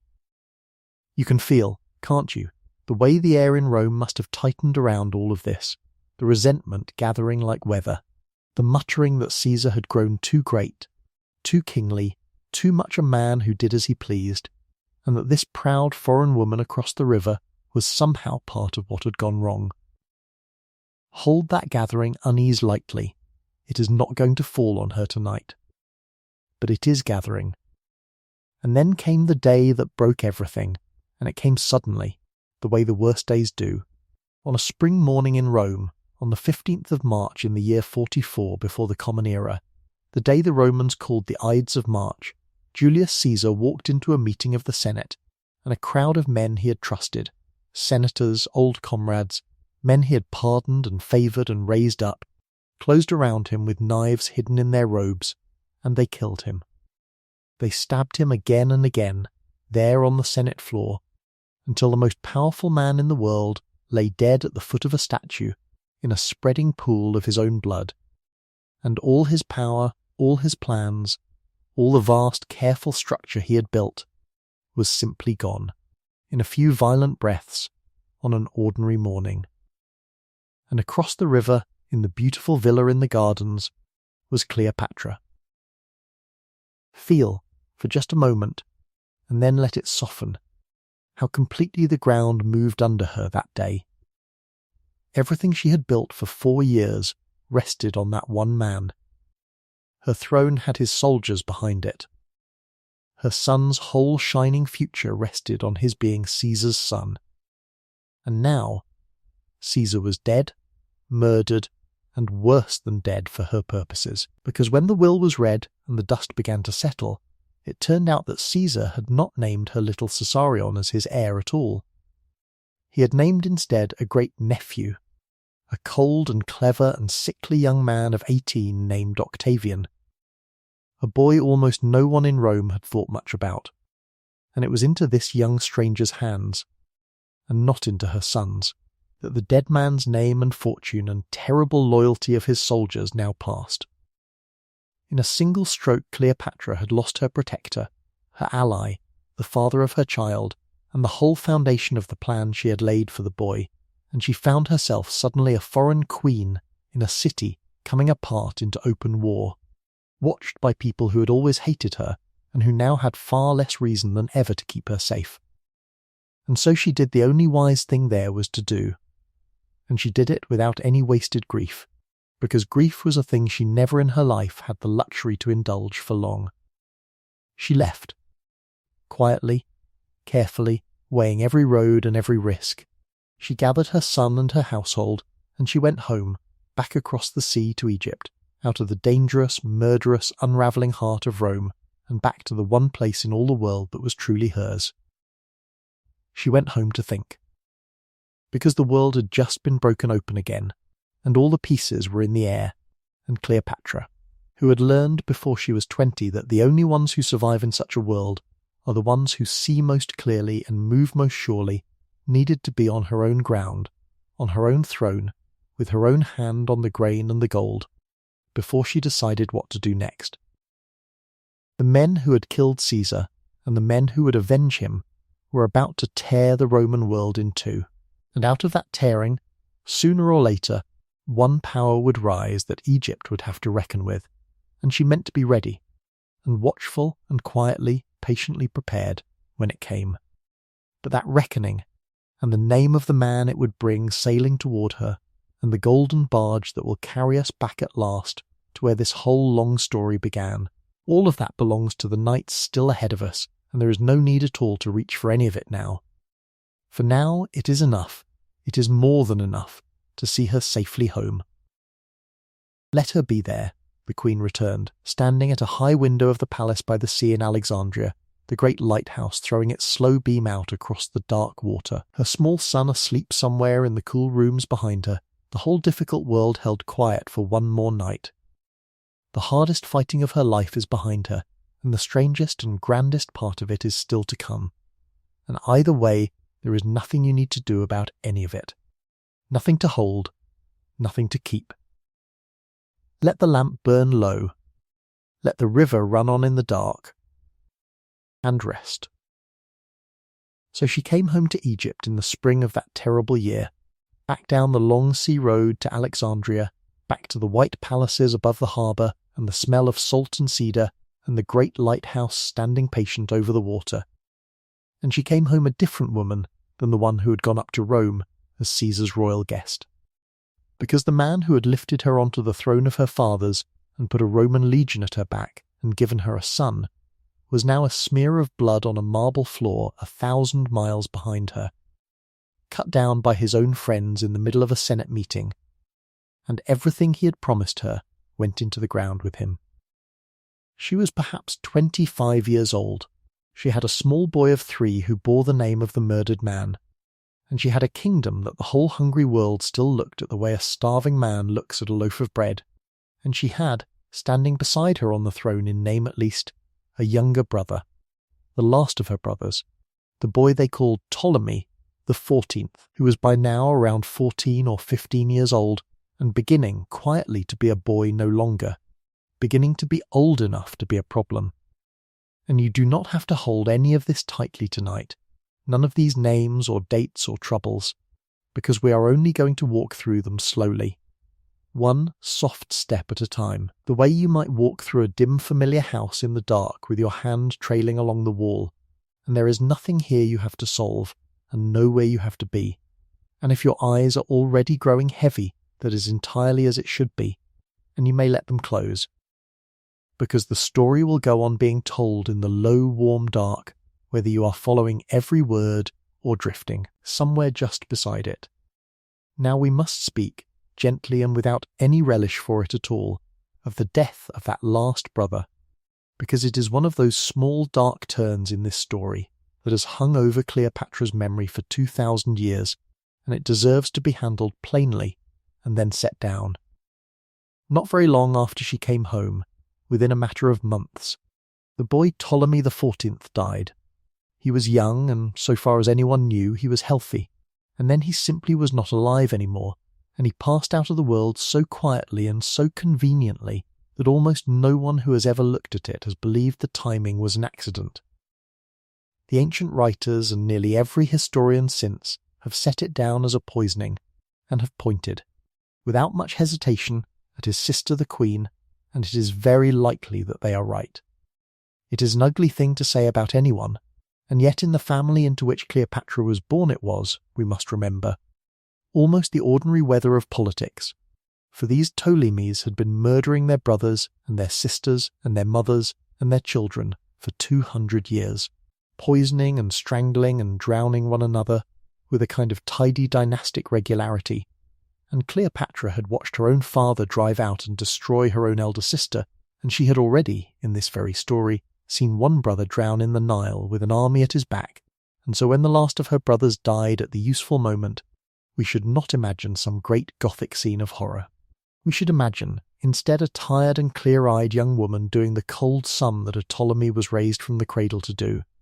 and deciding that a growing boy who shared her throne, and could one day be used against her by any faction that wished her ill,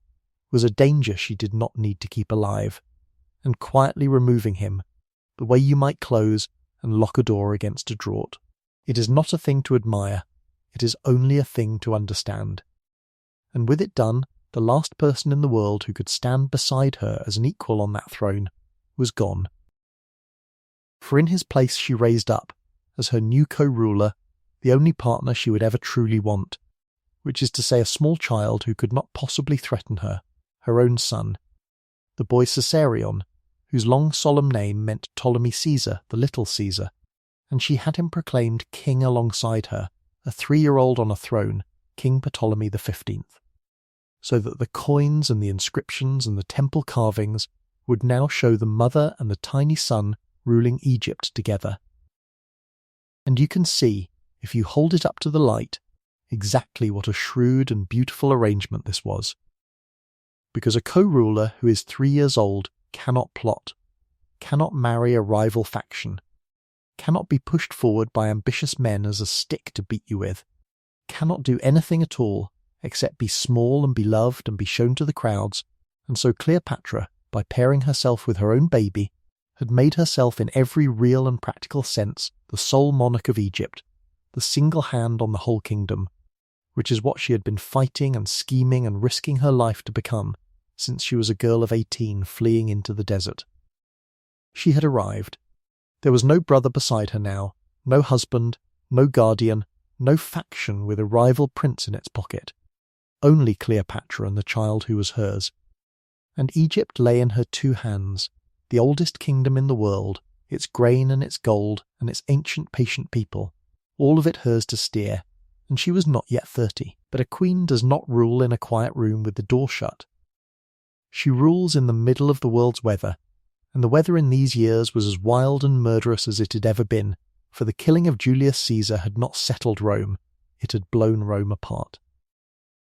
Think of it as a great house whose master has been struck down at his own table, and now his heirs and his murderers and his oldest friends are all in the hall at once with knives out, each one certain the house should be his. There were the men who had done the killing, the assassins, led by the lean idealist Brutus, and the harder, hungrier Cassius, who had struck Caesar down believing they were saving the old Roman Republic, and who now went east, into Greece and Syria and Asia, raising armies and squeezing money out of every king and every city they could reach. There was Caesar's great lieutenant, the soldier Mark Antony, burly and open-handed and loud, a man built for the camp and the feast, who had stood up over Caesar's body and turned the mob of Rome against the murderers with his tongue alone. And there was a third figure, one almost nobody had thought to watch, a cold, sickly, patient young man of 18 named Octavian, Caesar's own great nephew, whom the childless Caesar had named in his will as his adopted son and heir, a pale youth with a genius for waiting that the whole world was about to learn to fear. And these 3, Antony and Octavian and the assassins, would spend years circling and colliding and betraying one another across the whole Mediterranean, and every throne between Italy and Persia had to somehow survive in the space between them, and none was richer, or more exposed, or more desirable than Egypt. So picture the position Cleopatra was in, and feel, if you can, how narrow the ledge was that she had to walk, because whichever side she helped might lose, and the winner would remember. When the assassin Cassius sat in Syria, just across her eastern border, gathering his war and demanding that Egypt send him grain and ships and money, she had to find ways to seem willing and to give as little as she could, for these were the very men who had murdered the father of her son, and every instinct in her wanted them destroyed, and yet they were strong and they were close, and a wrong word could bring his legions down the coast to Alexandria. She stalled. She pleaded, truthfully enough, that Egypt was suffering, that the harvests had failed and plague was in the land and she had nothing to spare. When at last she did move, she moved for Caesar's heirs and against the killers, and she gathered a fleet of her own and sailed it out herself, they say, to bring her strength to Antony and Octavian. And the sea itself turned against her, and a great storm off the Libyan coast smashed her ships and scattered them, and sent her home battered and empty-handed and sick. And so she was not at the great battle that settled it. Far away in the north, on the plains of Philippi, Antony and Octavian caught the armies of Brutus and Cassius and broke them, and first Cassius and then Brutus, seeing all their hopes gone, fell on their own swords, and the men who had killed Julius Caesar were wiped from the earth, and the old republic they had died to save died with them. And when the dust of Philippi settled, the Roman world had been carved roughly into halves, and the young cold Octavian took the west, took Italy and Rome itself, and the big warm soldier Mark Antony took the east, took Greece and Asia and Syria, all the rich old kingdoms of the sunrise, which meant, though neither of them had yet met, that Mark Antony was now the master of the whole world that lay at Cleopatra's doorstep. The most powerful man on earth from the Adriatic to the desert was Antony, and Antony needed money, and the greatest treasure house in the east was Egypt. And Egypt was a woman he had never seen. And here at last we come back to where this whole long night began, to the picture we hung up in the dark right at the start, and then walked away from. And if you have drifted in and out since then, if some of these names have already gone soft and blurred at the edges, that does not matter in the least, because this next part is the part the rest was always leaning toward, and I would like you simply to see it. In the summer of the year 41 before the Common Era, Mark Antony, sitting in splendour in the city of Tarsus, up a river in the warm country of Cilicia, sent word south to the Queen of Egypt that she was to come to him and answer for herself, to explain, since there had been whispers, whether or not she had truly helped the assassins, and to account for her conduct, the way a great Roman lord summons a client monarch to stand before his chair and be judged. And a lesser ruler would have hurried, frightened to obey, would have come quickly and humbly and small to placate him. Cleopatra did the opposite. She took her time. She let him wait. She had met Romans before. Remember, she had known the greatest Roman of them all. She had lain beside Caesar and borne his son and lived a year in his city and watched with those clever watching eyes exactly how power in Rome was won and kept. And she had heard everything there was to hear about this particular Roman, about Antony, about his enormous appetites and his soldiers' vanity, and his love of wine and spectacle and pleasure and being adored, and she understood, in the way that only a very intelligent person understands another person, precisely what would work on him and what would not. And so she did not come to Tarsus as a nervous subject summoned to judgment. She came as a goddess coming down to visit a favoured mortal, and she spent, they say, a fortune to do it, and it was worth every coin. Let it come slowly now, the way it must have come slowly to the people standing on the banks that afternoon, who at first only heard it, a low sweetness on the moving air, and then began, one by one, to turn and look. Up the river Cydnus, against the slow green current in the golden slant of a late summer day, a ship was coming that did not look like any ship of this world. Its stern was beaten gold, and it flashed and threw the low light back off the water, and its sails were spread wide and full, and they were the deep dark red of crushed grapes, of imperial purple, and the men on the banks said the very wind that filled them was perfumed, that the sails had been soaked in sweet incense, so that the breeze coming off them reached the shore before the ship did. A warm cloud of myrrh and spice drifting ahead over the reeds, and the oars, the long rows of oars that lifted and dipped and lifted, were silver, bright silver, and they did not merely row, they kept time, They rose and fell to the beat of pipes and flutes and soft-stringed instruments playing somewhere aboard, so that the whole great vessel seemed to breathe and pulse its way up the river to music, the silver blades striking the water all together in time with the drums, and under a canopy spread out over the deck, a canopy of cloth of gold shining like a small captured sun, the queen herself lay reclining, dressed and painted and posed as the goddess of love herself, as Aphrodite, as Venus come down to earth, still and lovely and unhurried on her golden couch, and on either side of her stood beautiful boys, small as the painted cupids on a temple wall, dressed as little loves, and they leaned in and cooled her with fans, and around her, handling the ropes and the silver oars and the perfumed sails, moved her waiting women got up as sea nymphs and graces, draped and drifting, so that the whole ship was a floating picture of a goddess and her court. Sailing in glory up an ordinary muddy river past ordinary staring people, and the word ran ahead of it along both banks, faster than the ship could sail, the word that the goddess of love had come to feast with the god of wine, that Aphrodite herself was sailing up the Cydnus to Antony, and the people came pouring out of Tarsus to see it, running down to the water, streaming out through the city gates, until, the old story tells us, the marketplace at the heart of the town emptied out entirely, and Mark Antony, the master of the eastern half of the world, was left sitting alone on his high judgment seat in the middle of a deserted square, with nobody left to be judged in front of, everyone gone to the river to look at her.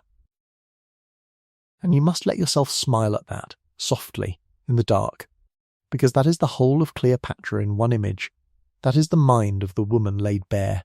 for she had turned the entire meeting inside out before she had so much as spoken to the man. He had summoned her to come and stand before him. Instead she had made him wait. And then she had arrived not as a defendant, but as a living deity, and she had drawn his whole city away from his feet and down to the water like the tide going out, so that the great Roman was left absurdly, comically alone, the judge without an audience, and everyone in Tarsus understood, and Antony understood, that the balance of the thing had shifted before it began. And then she did not go to him. She did not hurry up from the ship to present herself. She sent word, cool and gracious, inviting him instead to come down and dine with her, aboard in her floating palace. And Antony, who was a great deal of things but was never a man to turn down a feast, went, and what he found there undid him. Because Cleopatra did not simply set a good table, she staged an enchantment. A hall of soft lamplight rigged up on the ship, with lights hung and arranged in patterns, in squares and circles of little flames blazing over the water, so many lamps and set out so cunningly that men talked about that lighting for years afterward, as though it had been its own marvel. And under those floating lights she gave him a feast of a richness he had never in his soldier's life seen. And she was witty, and she was warm, and she was quick, and she matched him joke for joke and cup for cup, and she flattered his soldier's roughness rather than shrinking from it, and she was above all interested in him, delighted by him, entirely his equal in the pleasures he loved best, and it was over. This great, blunt, famous man, who had come expecting to lean on a frightened girl queen and shake some money out of her kingdom, sat in her lamplit hall and felt the ground go out from under him, and by the end of that first night, or the second or the third, for she gave him feast after feast, each one grander than the last, Mark Antony belonged to Cleopatra as surely as if she had bought him, and in a way she had. She had read him the way you read a familiar book, and she had given him exactly what he most wanted in all the world, which was not really the wine or the gold or even at bottom her beauty, though she had all of those to give, but the sense of being the most fortunate and splendid man alive, adored by a goddess, the centre of a marvel, and no one else could give him that. And he would spend the rest of his life trying not to lose it. And so, when the feasting at Tarsus wound down, Antony did a thing that would have seemed, to any hard old Roman looking on, a small madness. The most powerful man in the Eastern world, with a war against Persia to plan and provinces to govern, and a young cold rival watching him from Italy, set all of it gently to one side, and he went home with her. He went to Egypt. He came south to Alexandria as her guest, to spend the winter, and the winter turned into one of the strangest and most famous idols in all of history, a long golden season of pure pleasure in the most pleasurable city on earth. Picture the two of them that winter, the big loud warm-hearted Roman and the brilliant amused queen, loose in Alexandria with the whole treasury of Egypt to play with, and picture them deciding, half in earnest and half in laughter, to found a little society, a private club of the two of them and their favoured friends. And picture what they chose to call it, because it tells you everything. They named themselves the Inimitable Livers, the ones whose way of living could not be matched or copied by anyone, the society of those who lived beyond all imitation. And their whole solemn purpose, the only rule of the order, was to feast,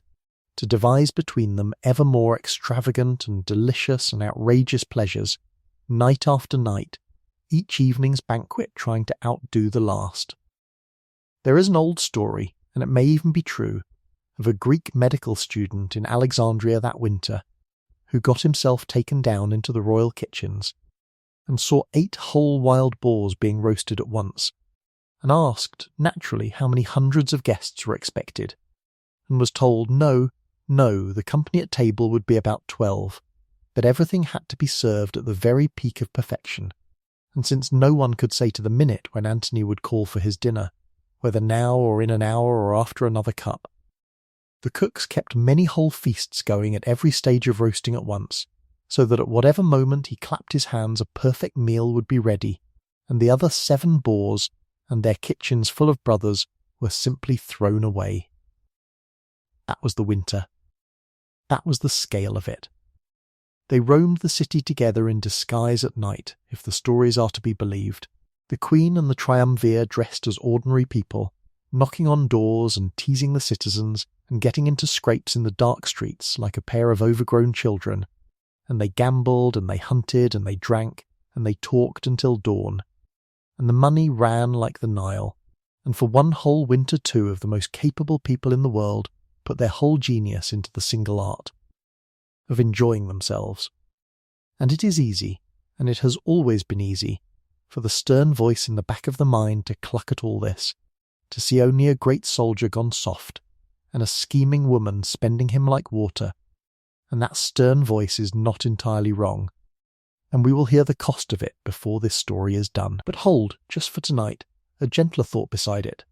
because these were also 2 people, a man of perhaps 40 and a woman of not yet 30, both of whom had lived hard and dangerous lives full of blood and betrayal and the sudden deaths of everyone around them,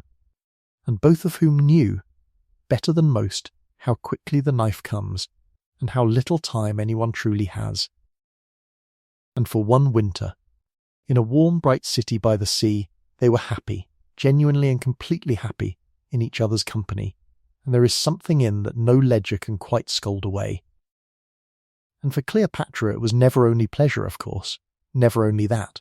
because she was the cleverest ruler of her age, and there was not an hour of that winter in which some part of her mind was not also working,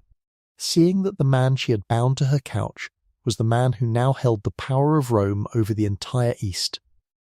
seeing that if she could keep him, Egypt was safe, and more than safe, that through him her kingdom might rise again toward the greatness it had lost,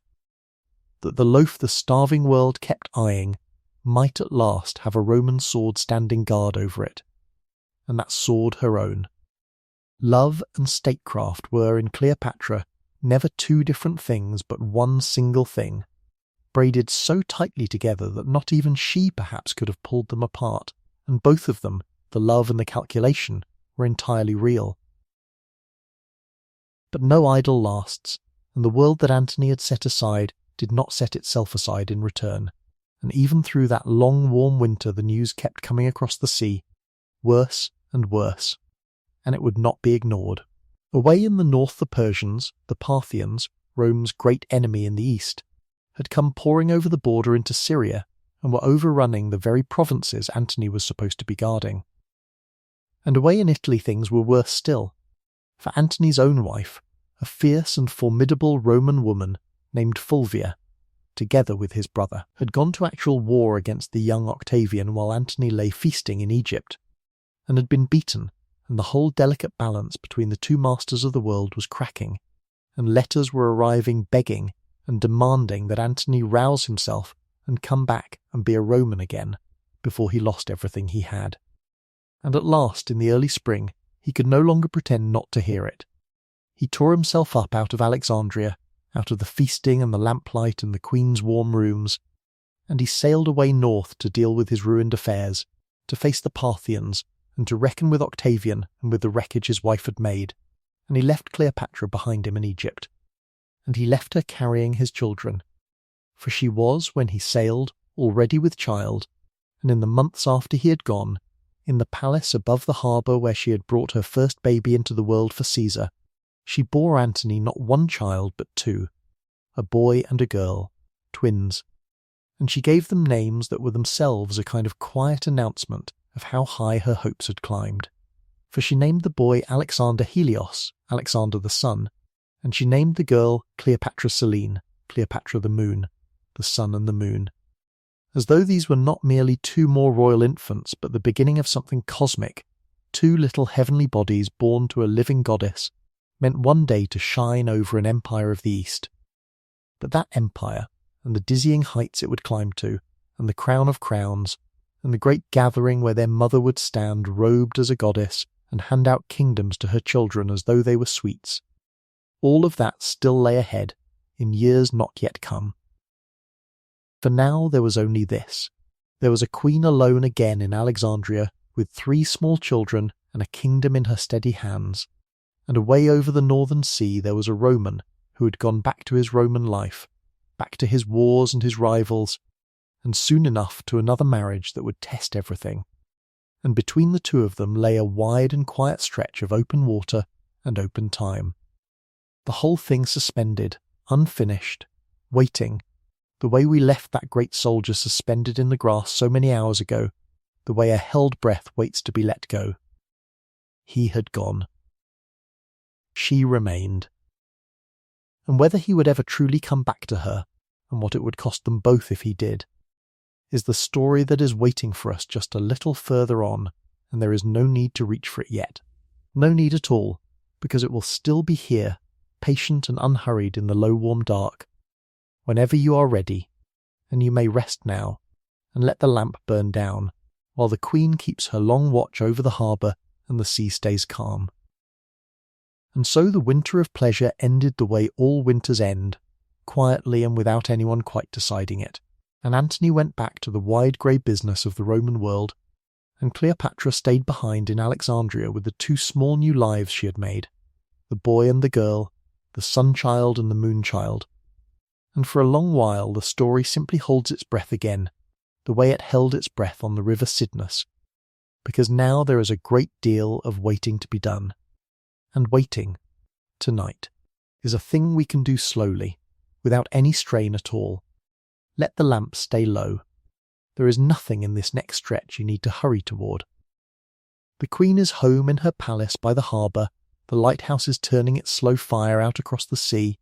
and far away on the other side of the water, the man she has bound to herself is walking back into a life that has a great many claims on him, and one of those claims, we must say plainly, was another woman entirely. For the world of Rome had not stopped turning while Antony feasted, and in that world the 3 men who had carved up the dead Caesar's power between them were forever quarrelling, and forever patching the quarrel, and the 2 who mattered most, Antony in the east and the cold young Octavian in the west, had come, in these years, to the edge of open war with each other more than once, and each time they had pulled back from it, and sealed the peace the way the great men of that age so often sealed their peaces, not with a handshake, but with a marriage. And so it was that Antony, to bind himself to Octavian, and to steady the shaking treaty between them, agreed to marry Octavian's own sister, a woman named Octavia, and I want to tell you about her fairly, because she is easy to forget in this story, and she did not deserve to be, for she was by every account one of the finest people in the whole long tangle, gentle and dignified and loyal past all reason, newly widowed, grave and kind. The sort of woman a nation points to when it wants to say, "This is what a good Roman wife should be," Antony married her in Rome with every honour, and it was a true marriage in the eyes of Roman law, and she bore him daughters, and stood by him, and tried for years to be the bridge between her brother and her husband, when everything around her was pulling the two men apart. It was, on the surface, exactly the right thing for an ambitious Roman to have done, and it changed nothing at all in the deep place where the thing between him and Cleopatra lived. That is the strange, quiet truth we have to hold here, and it is not a tidy one, because tidy is not how people are. Antony could marry Octavia in Rome and mean it after a fashion, and still belong, in some part of himself that neither he nor anyone else could reach with a treaty, to the queen across the sea. For years he did not come to Egypt. He soldiered, he governed, he lived with his good Roman wife, and Cleopatra 3 years and more raised his children without him and ruled her kingdom and waited. And I want you to notice that she waited without falling apart. Because the woman we are following was never once, in her whole life, only a woman waiting for a man. While Antony was away being married in Rome, Cleopatra was on her throne being a pharaoh, and the pharaoh had a country to keep alive, and she kept it alive, and we will come to the real weight of that before this chapter is done. But the human thread, the thread you can actually feel, is this long patient gap, this queen in Alexandria and this general in Italy married to someone else, and the strange banked warmth between them that 3 winters and a lawful wife could not put out. And then, in time, the business of the world brought him back east, because Antony had set his heart on the one great prize that had glittered in front of Roman generals for 100 years and had killed a good many of them, which was Parthia, the vast rich empire away to the east beyond Syria, the empire of horse archers and endless plains, the one power on the earth that Rome had never been able to master, that had cut a Roman army to pieces a generation before and taken its eagles and its pride. Antony meant to be the man who at last conquered Parthia, the man who would out Caesar, and for a campaign on that scale he needed money, and ships, and grain, and a secure base at his back. And there was in all the Eastern world exactly one throne rich enough and steady enough to give him those things, and it was hers. And so he sent for her. He summoned Cleopatra to meet him at Antioch, up in Syria, and she came, and when they met again after those 3 long years apart, whatever had been banked between them came up bright at once, and this time it did not stay a private thing between 2 people at a feast. This time he acted on it in the open, in the full sight of the Eastern world. He acknowledged the twins as his own children at last, and gave them their great sky names in public, Alexander of the sun and Cleopatra of the moon. He took her by the right of her own land as his wife, his Egyptian wife, never mind the Roman wife waiting patiently in Italy. And he gave her out of the lands Rome had won a great sweep of territory across the east, coast and forest and city, to add to her kingdom, so that Egypt under Cleopatra swelled outward for the first time in generations toward the old wide borders of her ancestors. And around that same time she bore him their 3rd child, another son, and they named him Ptolemy Philadelphus, Ptolemy the brother loving, an old bright name out of the deep past of her house, so that now there were 3, the sun and the moon and the little brother loving one, 3 children of the queen and the Roman, growing up in the palace by the sea. Rest here a moment, before the campaign, because the campaign is hard, and I would rather you came to it easy. Picture the queen at Antioch in that reunion year, no longer the girl of 21 on the barge, but a woman near 30 now, 3 times a mother, sure of herself in a way that only years give, sitting across from the big restless soldier she had chosen, arranging the future of half the East between them over the course of a season. There is no strain you need to carry into this. Let your breath go long and even. The lamp is low, the harbour is quiet, and we are only telling an old story, at the pace of someone turning pages by a warm fire, and the queen is, for this one bright season, exactly where she wishes to be. Now the hard part, told gently and told even, because a life is not only its good seasons. Antony took his enormous army east against Parthia, one of the largest forces a Roman had ever led, and it went wrong, and it went wrong in the slow, grinding way that is worse than any single disaster.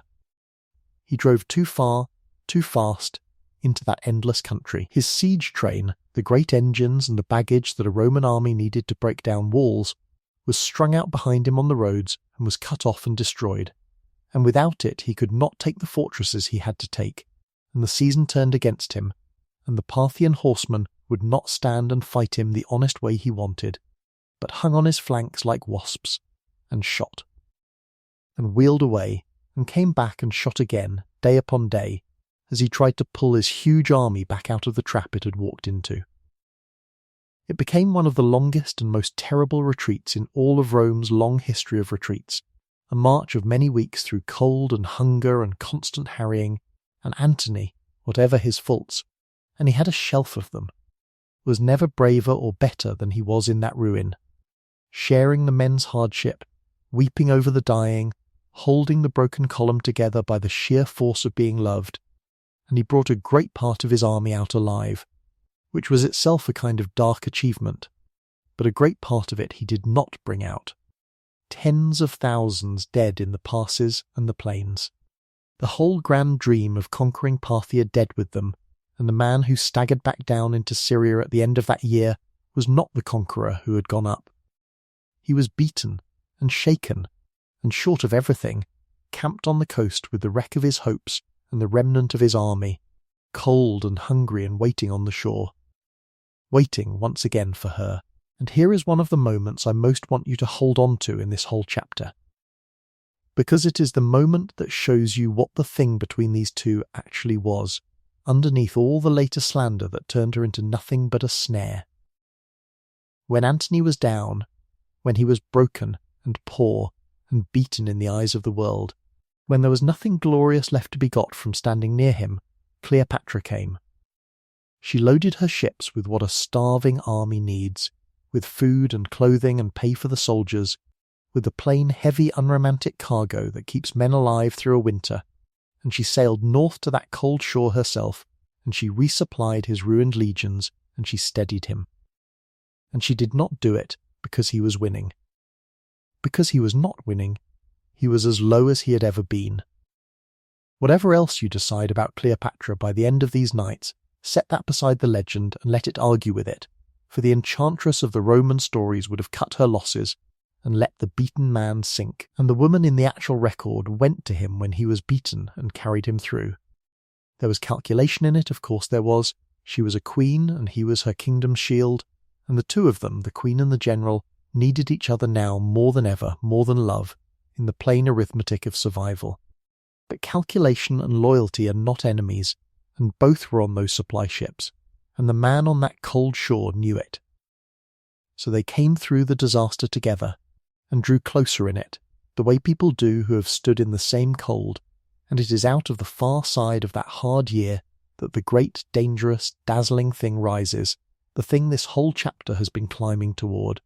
the day that would, more than any single day, arm Cleopatra's enemies against her, and shape the way the world remembered her for 2,000 years. For Antony, needing to show the world a triumph after Parthia had given him none, turned on a smaller neighbouring kingdom and won there, and came home to Alexandria, and instead of taking his little victory north to Rome and marching it through the streets in the old Roman way, as every Roman general was expected to do, he staged his triumph in Alexandria instead, in her city. In the Greek city of the pharaohs, which to Roman eyes was very nearly a sacrilege, a Roman victory paraded through a foreign queen's capital, as though her city were the true heart of the world, and Rome only a province of it. And then, a little after, in that same city, he did the thing with the thrones. They call it the Donations of Alexandria, and it is worth slowing all the way down for, because it is the hinge of everything that comes after. They built a great platform of silver in the open, out where the whole city could gather and watch, and set upon it 2 golden thrones, a higher one and a lower one, and Antony sat robed and crowned in the lower place, and above him, on the higher throne, in the full sacred dress of a pharaoh and a goddess, sat Cleopatra. And below them, on smaller thrones set out across the platform, sat the children, the little sun and the little moon and the small brother loving one, and the older boy too, the one who mattered most of all, of whom I will speak in a breath. And before the gathered city Antony rose and made the proclamations, and they were staggering, they were the most reckless words spoken in that whole generation. He named Cleopatra Queen of Kings, and her son the King of Kings, a title above every other title in the East, a claim to a kind of overlordship over a whole world of lesser crowns. He gave the children kingdoms, real ones and hoped-for ones, carved out of Rome's eastern lands and out of lands not yet even conquered, so that the boy of the sun was given the vast Eastern Empire, including Parthia itself, which no one owned, and the girl of the moon was given lands to the west, and the little one the middle country, and there they sat, 3 small children in the costumes of the peoples they were now to rule, an Egyptian queen's children handed, by a Roman general's word, half the map of the East. But the dagger, the true dagger, the thing that turned all of this from mere extravagance into a mortal wound aimed at another man's heart, was what he said about the older boy, the quiet one who had sat by his mother's side through all of this. Caesarion. For Antony stood up before the world and proclaimed that this boy, Cleopatra's firstborn son, was the true and natural son of Julius Caesar, Caesar's own blood, Caesar's living child. And you must understand, to feel the weight of it, who else in the world claimed Caesar for a father? The cold young man ruling the West, Octavian, the whole engine of whose power, the entire ground he stood on, was that he was Caesar's son, Caesar's heir, the divine Caesar's chosen boy, though he was in truth only a grandnephew whom Caesar had adopted in his will, a son by paper and not by blood. And now here was Antony telling the world that there existed, alive, breathing, sitting on a golden throne in Alexandria, a son of Caesar's actual body, a boy with Caesar's real blood in him, which if the world believed it made Octavian, at a single stroke, the lesser heir, the adopted stand-in, the paper son standing in the shadow of the true one. It was aimed straight at the one thing Octavian could not afford to have questioned. It was a knife slipped in under the ribs of his legitimacy, and the cold young man in Rome felt it go in, and he did not forget it, and from that day the road ran only one way. Now before we follow that road down into the war of words that came next, I want to pull us back from the silver platform and the golden thrones, and show you the other Cleopatra, the one the platform hides, because if we let the donations be the whole picture, we will have swallowed the Roman story whole, and the Roman story is a lie of proportion. Set the spectacle down for a moment, gently the way you would set down a bright ornament, and look instead at the ordinary heavy work that filled the queen's actual days. Because behind the goddess on the high throne there was a working monarch running one of the richest and most complicated countries on the earth, and running it, by the evidence, well. Egypt was, above all things, grain. It was the great breadbasket of that whole world, the land whose harvests, carried down the Nile and out across the sea, fed enormous distant cities, and the machinery that gathered and measured and moved that grain. The surveying of the flooded fields, the taxing of the crop, the filling and guarding of the granaries, the loading of the ships, was a vast and delicate thing that had to be kept turning year upon year or people far away would starve, and it was hers to keep turning, and she kept it turning. There survives, from her reign, coin that she had struck with her own face and her own titles on it. And the striking of coin is not romance. It is the plain sinew of a state, the setting of what money is worth, the paying of soldiers and officials, and she managed her coinage through hard years with a steady enough hand that the kingdom held. There are documents, dry administrative papers, that show her granting tax exemptions and settling the affairs of trade, the sort of small, heavy decisions that no legend ever bothers to remember and that are the actual substance of governing. She reached out along the old trade roads, toward the Red Sea and the spice routes and the incense lands, because trade was treasure and treasure was survival. She had learned, remember, the language of her own Egyptian subjects, the one member of her whole Greek dynasty who ever bothered, and she took the part of the pharaoh seriously, went through the ancient rites. presented herself to the temples and the priests as the living form of the goddess Isis, the great mother of the old religion, not as a costume for a party, but as the deep sacred office by which the pharaohs had bound their people to them for 3,000 years. She was, in plain words, and against the whole grain of the story you have been handed, a serious ruler, a competent and educated and hard-working monarch, keeping a great old kingdom alive, and even growing it in one of the most dangerous stretches of history it ever passed through.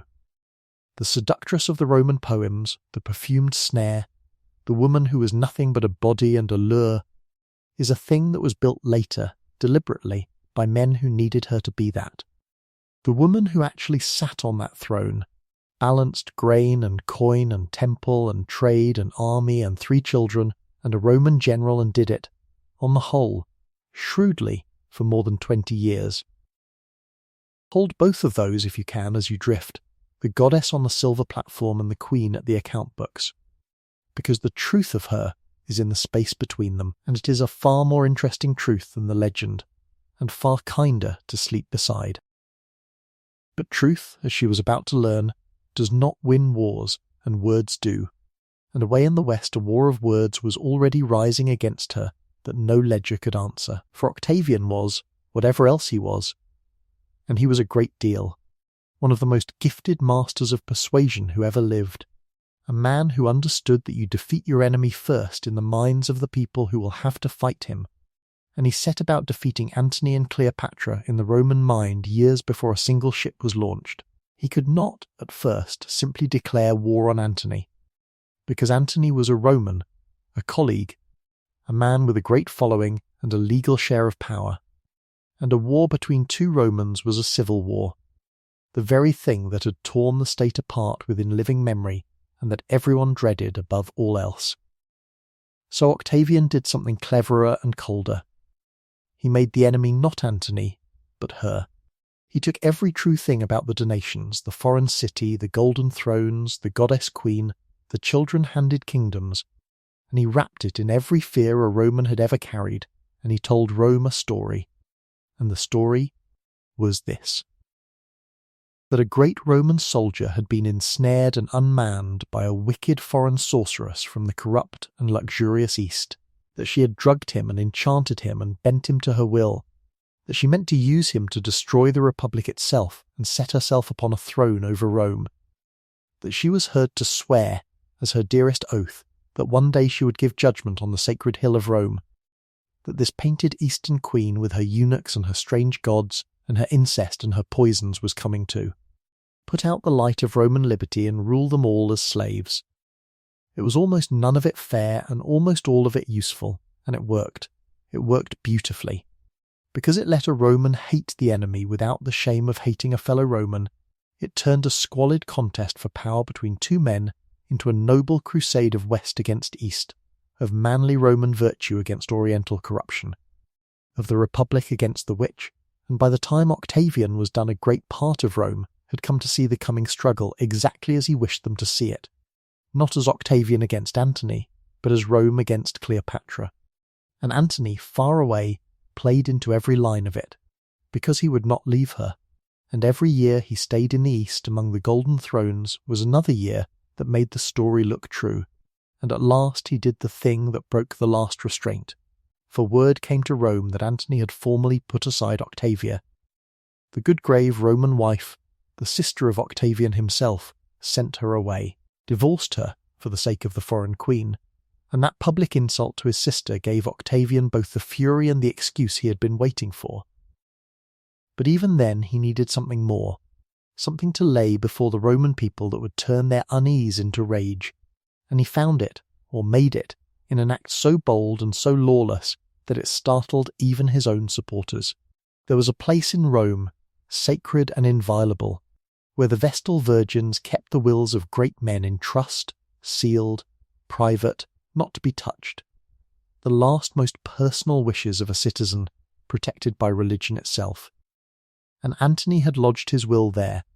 and Octavian went to the Vestals and demanded it, and when they refused, as they were bound to refuse, he took it by force, carried a dead in lawman's sealed private testament out of a temple against all custom and all decency,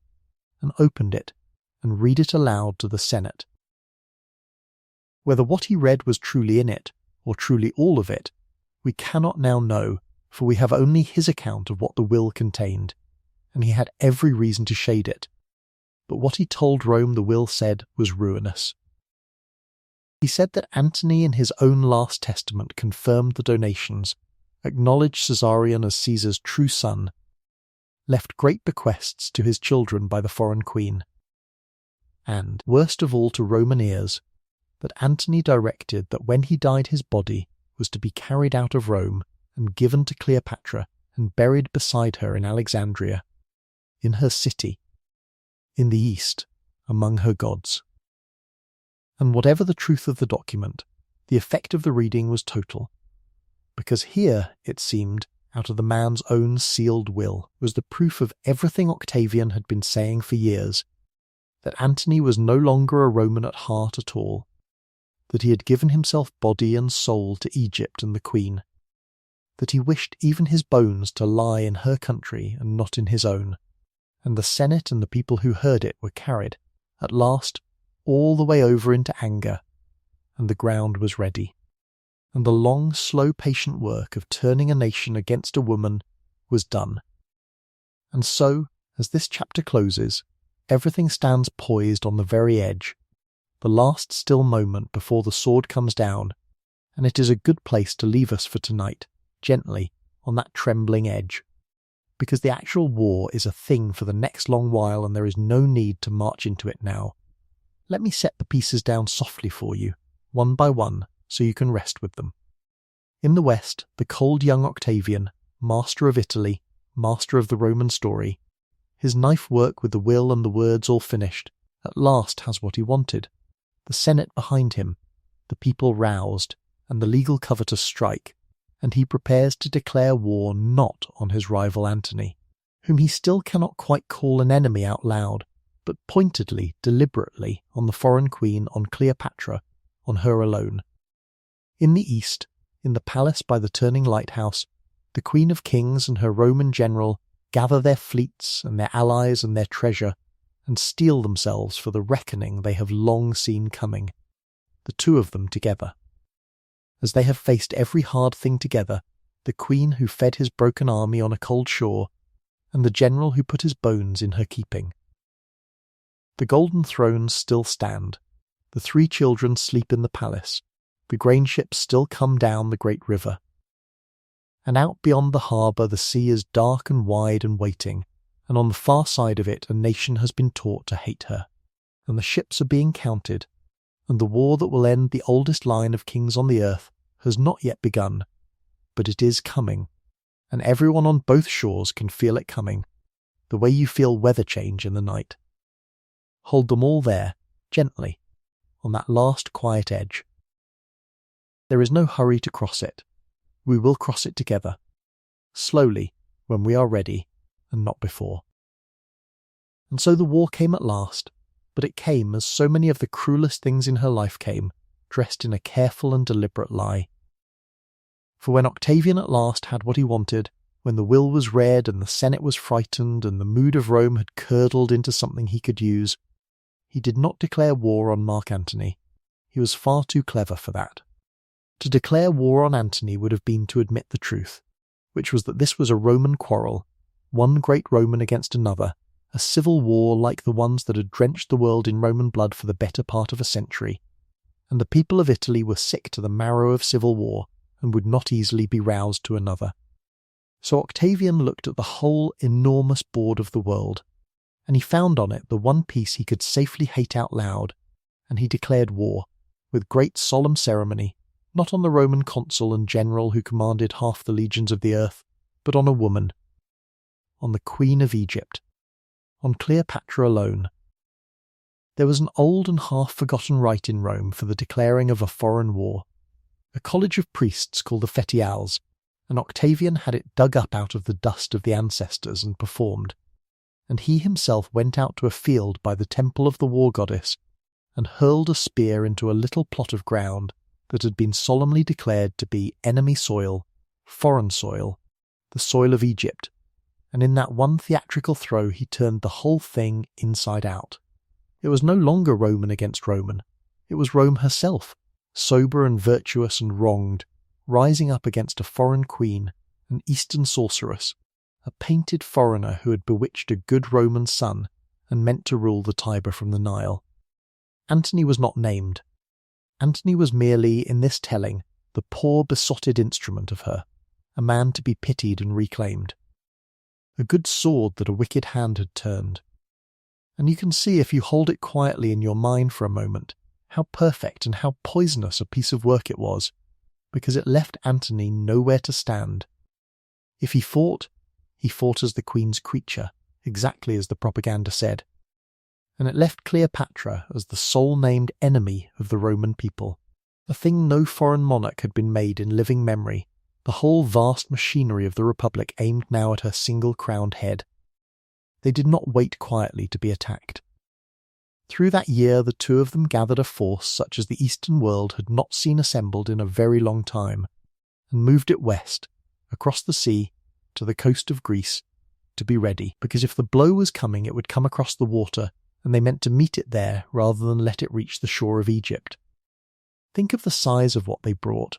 Hundreds of warships, great heavy galleys built tall and broad and armoured, some of them monsters with many banks of oars, floating fortresses meant to smash and grapple and be stormed like walls, tens of thousands of legionaries and horsemen, and the treasure to pay them all, which came as so much came out of the bottomless wealth of Egypt, out of her granaries and her mints and her queen. And the queen herself came too,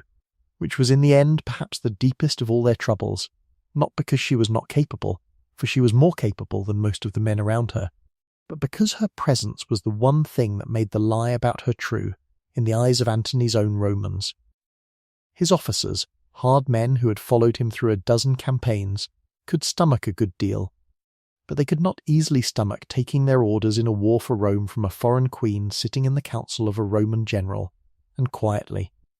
Through that long tense season of waiting, the rot of it worked in them, and one by one, and then in twos and threes, senators and captains who had been Antony's for years began to slip away in the night and cross over to the other camp, carrying with them their knowledge and their grievances and their quiet certainty that this cause was already lost. They gathered, the two great fleets and the two great armies, along the western coast of Greece, around a wide shallow gulf, and the mouth of that gulf, a narrow strait of open water with a low sandy promontory on its southern side, was a place called Actium. Say the word softly to yourself, because it is one of the hinges of the whole history of the world, and almost nobody remembers now what it was, only that it was the end of something. Antony brought his fleet into the gulf and his army onto the shore, and there, across the water and along the land, Octavian's forces closed around them. And the man who did the closing, the real soldier of that side, was not Octavian at all. For Octavian was no great captain, and knew it, but his boyhood friend and lifelong right hand, a cold, brilliant, patient admiral named Agrippa, who understood ships and blockades the way a spider understands its web. And slowly, all through the summer, Agrippa drew the web tight. He took the islands and the harbours to the south, one after another, that Antony needed for his supplies.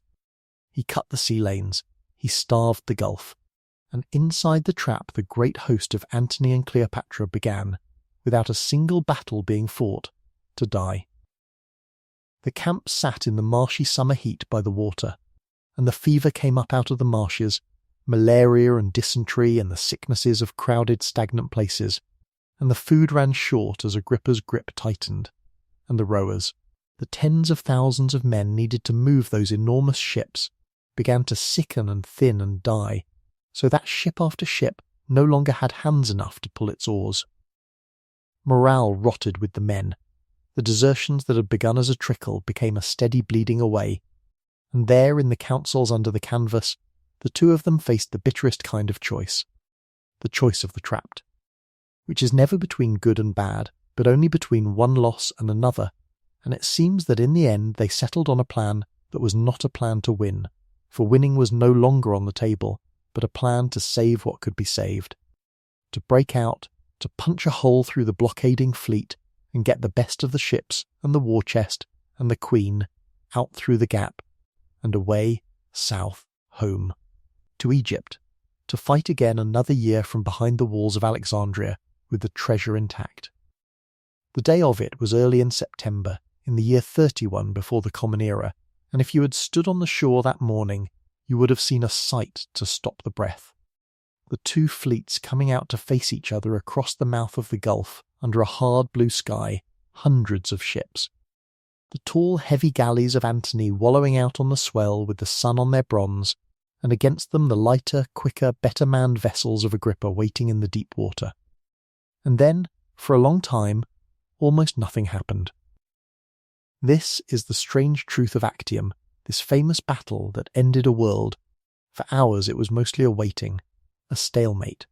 The two lines hanging off the shore, neither wanting to be the one to close first, because Antony's ships were too big and too heavy and too short of rowers to chase, and Agrippa's were too wise to come inside the reach of those towering decks and their catapults and their grappling irons.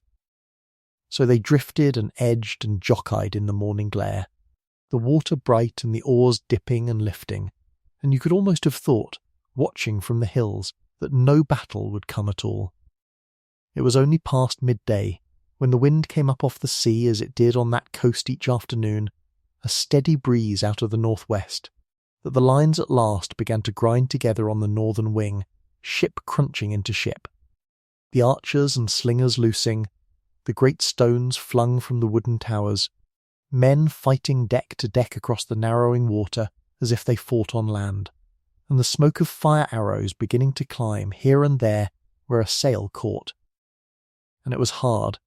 and it was loud, and out on the wings it was real slaughter. But the heart of it, the thing the plan turned upon, was happening quietly in the middle and the rear, where the ships of Cleopatra lay, 60 of them, her Egyptian squadron, holding back from the grind, keeping their sails aboard, which no ship expecting only to fight would do, waiting. And then the wind was right, and the gap opened, whether by design as it seems, or by the reading of a chance that would not come twice. There came a moment when the fighting on the wing had pulled the enemy line apart and left, straight down the middle, a lane of open blue water running out to the free sea, and through that lane, all at once. Cleopatra's 60 ships hoisted their purple sails and drove. They came down through the centre under full sail with the northwest wind behind them, past the labouring hulls of the battle, past their own struggling wings, out through the gap and into the open water beyond, and they did not stop, and they did not turn back to fight. They ran south with the wind and the treasure and the queen, exactly as the plan had been laid, breaking clean out of the closing trap and away toward Egypt. And when Antony, from the deck of his great flagship in the thick of the fighting, saw those purple sails going, saw the queen's squadron clearing the line and standing out to sea, he did a thing that men would argue about for 2,000 years, and that no soldier ever quite forgave. He left. He broke off. He had a fast light galley brought alongside, and he went over the side into it with a few companions, and he cast off from his own flagship in the middle of the battle, and he ran after her, caught her, was taken up onto her ship, and the two of them together, with the 60 vessels and the war chest, fled south, leaving the great fleet and the great army they had gathered from half the world to fight on leaderless behind them, or to do what men do when the leader has gone. And here, friend, before we follow that small fleeing squadron down the coast, let me say a gentle word, because it matters, and because it is easy to be cruel about this moment, and the cruelty misses the truth. It looks, told plainly, like cowardice, the general fleeing the field to chase a woman, and that is exactly how Octavian's writers told it, and how the poets told it after, the besotted Roman throwing away the world for love in the very hour of the trial. But it is very likely that the breakout was the plan all along, that the treasure and the queen and the best ships getting free was the whole point, that Actium was never meant to be a fight to the death, but a running of the blockade, and that Antony followed her not because he had lost his nerve, but because the plan was to get out together, and the two of them and the money were what mattered. It was still a defeat, make no mistake. The fleet left behind would surrender within days, and the great land army waiting on the shore for a leader who never came back, would hold on for a week or two in confusion and then, its heart gone, go over almost to a man to Octavian, tens of thousands of veteran soldiers changing sides without a battle because the men they had trusted had sailed away over the horizon. In one afternoon on the bright water, the vast power that Antony and Cleopatra had spent years and a kingdom's wealth assembling simply came apart in their hands. But you do not need to hold that as a picture of shame. Hold it, if you like, as something quieter and sadder. Two people who had bet everything on being able to win, discovering in a single afternoon that they could not, and choosing, having discovered it, to at least not die there, to get away with each other and the last of the treasure and try, from behind the oldest walls in the world, to make what remained of a life. There is no hurry now. Let the purple sails go on running south into the evening. We will follow them home. The going home was long, and it was quiet, and it was full of a slow, dawning cold, the cold of people beginning to understand that the thing is over. They came at last to Alexandria, to the white city on its harbour that had been the seat of her whole life and her whole line. And they came not as they had left it, at the head of the power of the East, but as fugitives, with a handful of ships. And now began the strangest and in some ways the most human stretch of the whole story, the long unravelling, the two of them sitting inside a city that everyone in the world now knew was doomed, waiting through the better part of a year for the end to come and find them. For Octavian did not hurry. He never hurried when patience would serve. He knew Egypt was his, that it could not stand, that all he had to do was gather himself and come, and so he took his time, wintering, settling the surrendered legions, securing the ground, and only slowly, through the following year, the year 30 before the Common Era, did his forces begin to move toward Egypt at all, closing in from two directions. One army coming down from the north and east through Syria toward the border fortress of Pelusium at the edge of the Nile mouths, and another coming from the west, out of Cyrene, along the desert coast. And as they came, the world that Cleopatra and Antony had built fell away from them piece by piece, not with battles, but with defections, with the quiet arithmetic of men deciding which way the wind now blew. The client kings of the East, the little crowned men whom Antony had made and set upon their thrones, looked at Actium and did their sums and went over, one after another, to Octavian, the king of Judea. Herod, who owed Antony a very great deal, was among the first and the most eager to cross to the winning side. The garrisons on the frontier melted. The governor Antony had left in the west with 4 legions to hold the desert road simply handed them over without a fight. Everywhere the message was the same, and it arrived not as a thunderclap, but as a slow and steady leaking away, a court emptying, a treasury of loyalty draining out through 100 small holes, until the two of them, who had commanded the allegiance of half the earth, were left with a shrinking city and a few faithful and each other. They did not spend that last year only in despair, and this too is worth holding gently, because there is something almost tender in it. There were still, we are told, banquets, and there was even, in a bitter joke against their own former glory, a renaming of their old drinking society. Once, in the fat years, they had called themselves the inimitable livers, the ones whose living could not be matched, and now, with the end coming on, they founded a new little fellowship and called it, with open eyes, the companions in death, the ones who would die together, and they feasted under that name in the failing light of their reign as if, daring the darkness to hurry, and underneath the feasting, quietly, separately, each of them was doing the other thing that trapped and frightened people do, which is to try, in secret, to make a private bargain that might save the self. Cleopatra sent messengers to Octavian, more than once feeling for terms she offered to step down, to give up her throne if only her children might be allowed to keep it and rule Egypt after her. She sent him gold, and, it is said, the emblems of her royalty, her sceptre and her crown, as tokens. Antony too sent, offering to lay down his life if only Antony's own would be spared, or asking to be allowed to live as a private man in Athens or in Egypt, forgotten, harmless. And Octavian took the gifts, and returned soft and empty answers, and made to Cleopatra in secret certain warm suggestions that he might deal kindly with her if she would perhaps remove Antony from the board herself, and gave to Antony no answer at all. For Octavian did not want a bargain. He wanted two things only, and he was a patient enough man to wait for both. He wanted Cleopatra taken alive, because a living queen could be led in chains through Rome behind his chariot in the greatest triumph any Roman had ever celebrated, and he wanted the vast treasure of the Ptolemies whole and unburned, to pay his soldiers and to make himself the master of the Roman world. And so he came on, softly, saying little, meaning everything, and the ring closed around Alexandria through that long last summer. Knowing what was coming, Cleopatra had built herself, near the temple of Isis, a great tomb, a mausoleum, a tall strong stone building meant to hold her body and her lines for eternity, and into that building, as the end drew near, she moved the thing that Octavian wanted almost as much as he wanted her, the treasure, all of it.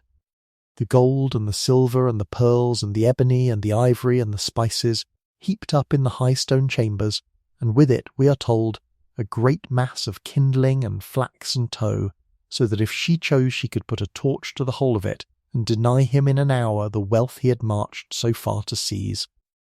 It was her last card, and she knew it, and so did he, and it is why. At the very end he moved so carefully, because a cornered queen with a lit torch beside a mountain of treasure is a dangerous thing to grasp at. The end, when it came fast, after all the long, slow waiting. Octavian's main army reached the outskirts of Alexandria itself, and Antony, with what he had left, rode out for the last time to fight. There was a first day that went, astonishingly, well. Antony's horsemen actually drove the enemy scouts back, and he came home flushed and glad like a young man, and there was one more supper. But the next morning, the first of the month the Romans would later name for Augustus himself, Antony went up onto the high ground to watch his fleet and his cavalry go out to meet the enemy for what would be the true and final trial. And he stood there, and he watched, and what he saw was the last of everything leaving him. For his fleet, rowing out toward Octavian's ships, did not fight. It lifted its oars in salute and went over, whole to the other side, and joined the enemy line, and turned about, and his cavalry, when it met the enemy horse, did the same, wheeling away and going across, and even the infantry, when it was engaged, broke and scattered and would not stand. In the space of a single morning, watching from the height, Antony saw every arm of his own force change sides or dissolve before his eyes without his striking a blow, and he understood at last, wholly and finally, that it was over, that there was nothing left, that the last soldier had gone. And in the wildness of that moment he cried out that he had been betrayed, that Cleopatra had sold him to the enemy, for it seemed to him in his ruin that only her treachery could explain so total a collapse, and he went storming down into the city looking for her with murder in his grief. And Cleopatra, hearing that he was coming, and that he was raging, and not knowing in the confusion whether he came as the man she loved or as a maddened soldier looking for someone to kill, did a thing that would set in motion the last terrible mistake of the whole story. She fled to her tomb, to the great stone mausoleum with its treasure and its heaped kindling. And she went inside with her two most faithful waiting women, and the heavy doors were shut and barred behind them, doors built to be shut forever. And then, whether to soften his rage, or to gain time, or because she half meant it, she sent a servant running to Antony with a message, and the message was that the queen was dead, that Cleopatra had killed herself. It was not true, but he had no way to know it was not true, and it reached him at the very bottom of his life, in the hour when everything else had already been taken, and it did to him what no army had been able to do. For Antony, when he heard that she was dead, simply stopped. All the rage went out of him, and all the fight, and there was nothing underneath it but a great weariness and a single clear thought, which was that if she had gone before him, then there was no longer any reason on the earth for him to stay. He went to his room, and he unbuckled his armour, and he spoke, we are told, aloud into the empty air to her, quietly now, all the anger gone, saying that he was not grieved to have lost her, for he would be with her again in a moment, but grieved only that he, the great general, should be found to have less courage than a woman. And he called for a trusted servant, a man named Eros, whom he had long ago made swear to give him his death, if ever the day came. And he asked him now to keep his word, and the servant drew the sword, and raised it as if to strike his master, and then turned it at the last instant, and drove it into himself, and fell dead at Antony's feet, choosing his own death rather than deal his lord's. And Antony looked down at him, and said that Eros had shown him how it must be done, and he took up his own sword, and he fell upon it, and drove it into his belly, and sank down onto the couch. But it was not a clean death, and it did not come quickly, and this is the last cruelty and, strangely, the last mercy of that long day. For as Antony lay bleeding and not yet gone, begging those around him to finish it, and they would not, and fled from him instead, word came into that room that turned everything once more. The queen was not dead. The message had been false. Cleopatra was alive, shut up in her tomb, and she had learned what her false message had done, and was sending now, desperately, to have him brought to her. And Antony, dying, hearing that she lived, wanted only one thing in the world, which was to reach her, and he begged the servants who remained to lift him and carry him to her. And they took up the great heavy bleeding body of the man who had ruled the East, and they bore him through the streets of the falling city to the foot of her mausoleum. But the doors could not be opened. They had been barred to be barred forever, and Cleopatra dared not draw the bolts, for the enemy was in the city now, and she feared to be taken the instant the doors gave way. So there was only one way in, high up, an upper window in the great stone wall, and from that window she and her 2 women let down ropes, and they made the ropes fast around the dying man below, around Antony where he lay on his litter looking up at her, and the 3 of them, the queen and her 2 maids, with their own hands, hauled him up the sheer outer face of the tomb. The heavy failing weight of him swinging and turning against the stone, and it was, everyone who told it agreed, a terrible thing to see. The queen leaning from the high window with the ropes cutting her hands and her face wrung with grief, straining with her women to lift the bleeding body of the man she loved up the wall of her own sepulchre, calling down to him, her arms shaking, until at last they got him level with the sill and drew him in over it and laid him down inside. And there, in the high chamber of her tomb, among the heaped treasure of her house, Cleopatra took Antony into her arms, and he died. She tore her clothes over him, and beat her breast, and smeared his blood upon herself, and called him her husband and her lord and her emperor, and he, with the last of his strength, asked for a little wine, and drank it, and told her gently at the very end not to pity him for this last turn of fortune, but to think rather of the good things they had shared.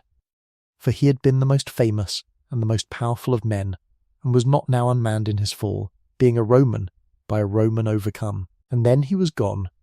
in the arms of the queen, in the tomb she had built for herself,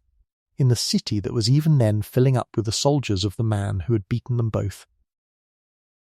And so at the end of that long day Cleopatra was still alive, but everything that had made her a queen was gone. The fleet was gone, and the army was gone, and the client kings were gone, and the treasure that had once bought half the world could now buy nothing, and the man who had been her partner in it all for 11 years lay dead upon the floor beside her. Octavian's men were already at the tomb, and there would be no more bargaining, no more envoys, no more soft answers, for the thing he had wanted most he now moved swiftly to secure. She was taken. By a trick, by men who came up under the window with soft words to hold her talking while others set a ladder and climbed in behind her, she was seized before she could reach the dagger or the fire, and disarmed, and made a prisoner in the very tomb she had built to be her last free ground. The kingdom that Alexander's general had founded 300 years before, the oldest and richest throne in the world, the line of the pharaohs that ran back 3,000 years into the deep of time, all of it now belonged to the cold young man across the city, and Cleopatra, the last of them. The Queen of Kings, the living goddess, sat under guard among her useless treasure, with her lord's blood dried upon her hands, a captive in her own grave, with her kingdom lost, and only the last act of her own story still, for a few days more, in her own keeping. And so she is left there, inside the thick stone walls of her own unfinished tomb, with the body of the man she had loved for 11 years washed and laid out and cooling on the couch beside her, and the great bronze doors barred from within, and Roman soldiers waiting in the bright morning outside. She is not quite 40 years old. She has been a queen since she was 18, a pharaoh, a living goddess, the richest woman in the world and the last independent monarch of the last free kingdom in the Eastern Sea, and now all of that has narrowed down to this one high-shadowed room and the sound of men she does not command moving about on the far side of the stone. Let us go into that room with her, quietly, and stay through the last of it, because we have come all this long way together and we are not going to look away now. But there is no need to hurry, and no need to be afraid, and no part of what remains is anything you have to carry with you when it is done. It is very old, it is very far away, it is already, in the deepest sense, only a story now, and we are only telling it gently to one another in the warm dark before sleep. She did not, in the end, die in the tomb, and that is the first small thing the legends tend to blur. Octavian, the cold young man who is now the master of the whole Roman world, wanted her alive. He wanted her alive very badly, and for a very particular reason, and understanding that reason is the key to everything that happens in these last days. A Roman general who won a great war was granted, if the Senate allowed it, a triumph, a vast and gaudy parade through the streets of Rome, chariots and trumpets and wagons piled with plunder, and driven along in the middle of it, on foot, in chains, the captured kings and queens and chieftains of the defeated enemy, paraded before the roaring crowd as living proof of the victory before most of. Them were quietly strangled in a cell at the end of the day. That was the prize Octavian wanted most. Not her treasure, though he took that too. Not her death, which would have been easy to arrange. He wanted Cleopatra herself, the great enemy of Rome, the foreign witch of all his years of propaganda, walking in golden chains behind his chariot up the sacred way, while the whole city of Rome screamed and jeered. That would be the true end of the war, the picture that would be told for 1,000 years, the Queen of the East brought low and led like an animal through the capital of her conqueror. And so, because he wanted her alive for that, he sent men to keep her from harming herself, and they got into the mausoleum by a trick. Some say up a ladder to an upper window while she was distracted at the door, and they seized her before she could use the dagger she reached for, and they took every sharp thing away from her,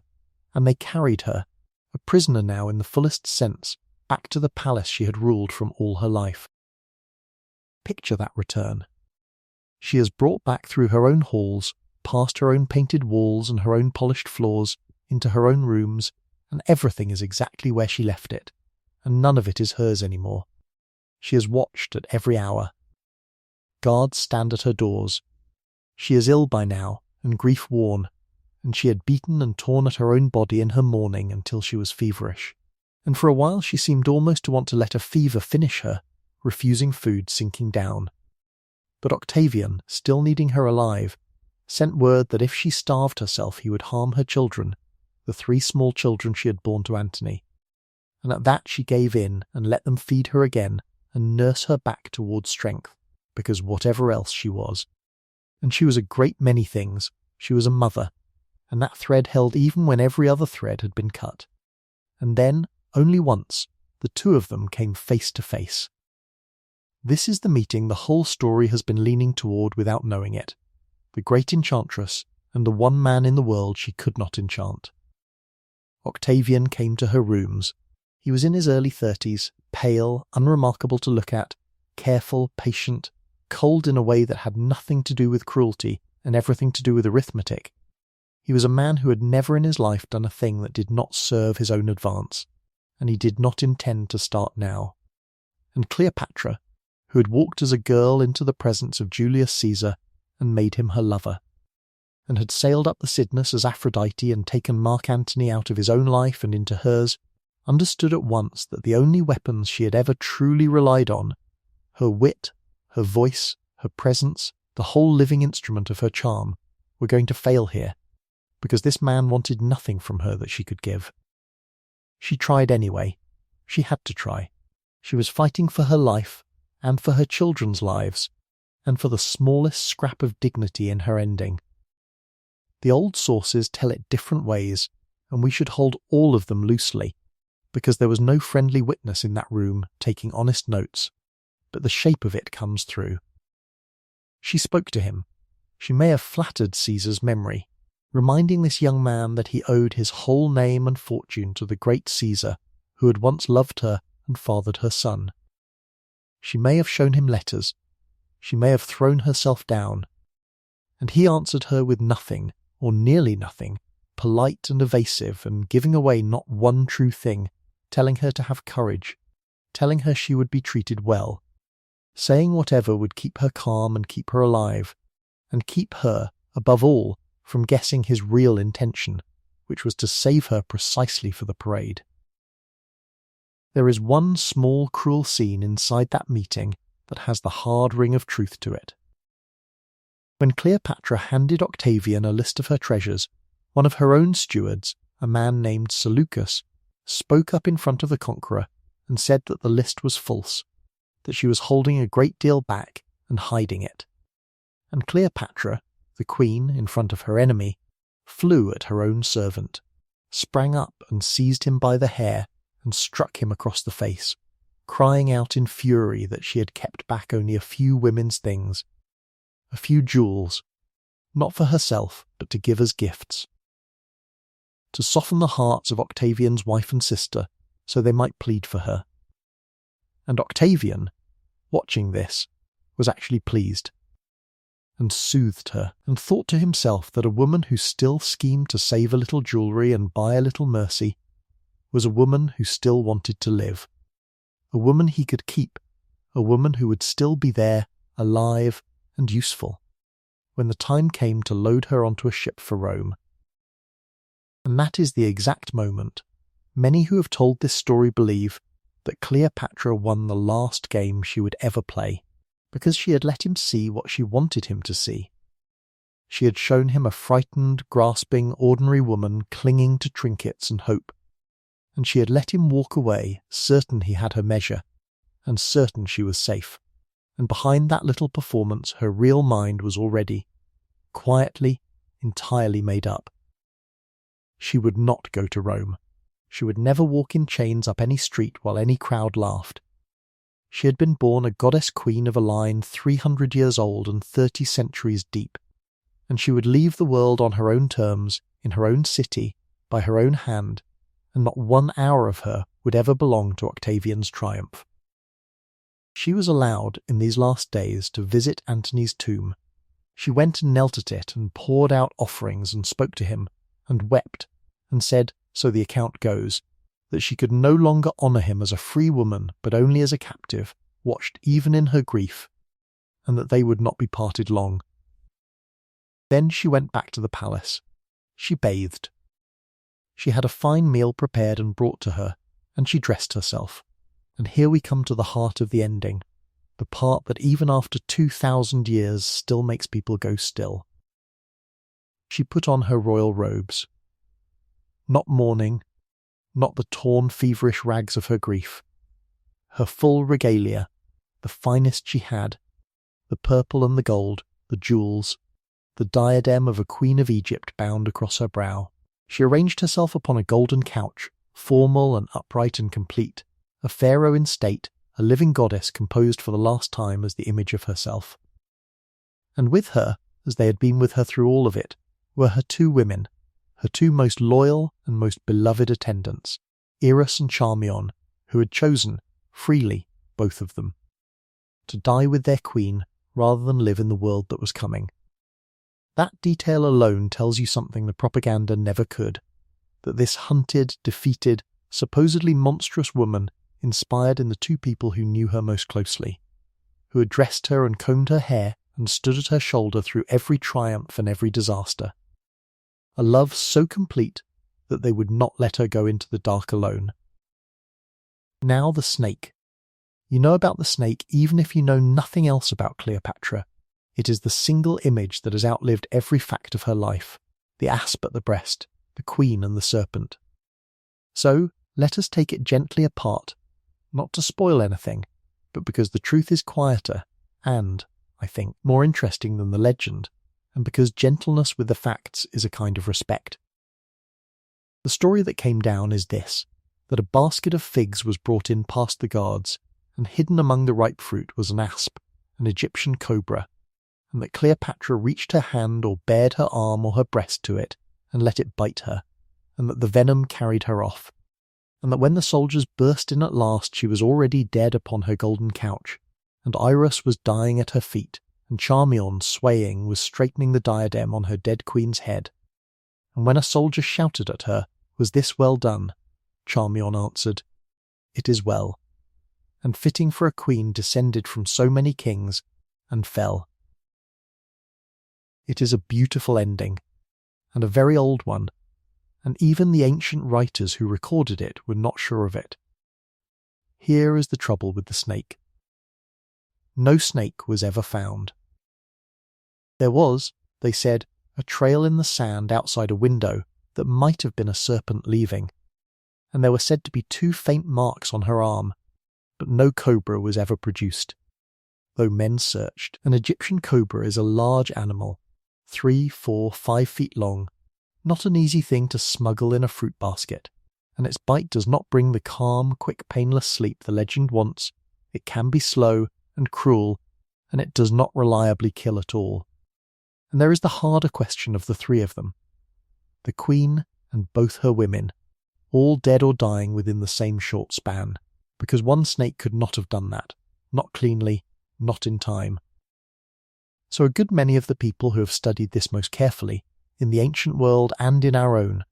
have come quietly to think that the serpent was in truth a story. That what really carried Cleopatra out of the world was poison, a prepared poison, something she had kept hidden and ready for exactly this, in a hollow comb. Some said, or a hollow pin in her hair, or a small vial, a swift and merciful drug she had almost certainly studied and tested long before, because she was a learned woman with a real interest in medicines and toxins, and a queen of her house did not go into a losing war without keeping an easy door out of the world close to hand. So why the snake then, if it was very likely poison? Because the snake was true in another way, the way a poem is true. The cobra, the rearing serpent, was the sacred emblem of the pharaohs of Egypt, the uraeus that reared up on the very crown she was wearing, the guardian of kings, the eye of the sun god, an image of divine and deathless royalty 3,000 years old. For Cleopatra, the last pharaoh, to be taken by the sacred serpent of Egypt was not a squalid suicide, it was an apotheosis, a queen gathered up by the oldest god of her own land, a goddess returning to the divine. Whether or not a real snake ever touched her arm, the meaning was chosen with a jeweller's care, and it worked, and it is why we still see the serpent, and not the vial. But underneath the beautiful image, the plain human fact is, gentler and steadier and just as brave, a cornered woman out of every other move sat down in her best clothes among the 2 people who loved her most, and quietly, deliberately, without panic, took the way out that kept her free. When Octavian's messengers came running, it was already finished. She had beaten him after all. There would be a triumph in Rome, but the great prize of it, the living queen in chains, would never walk in it.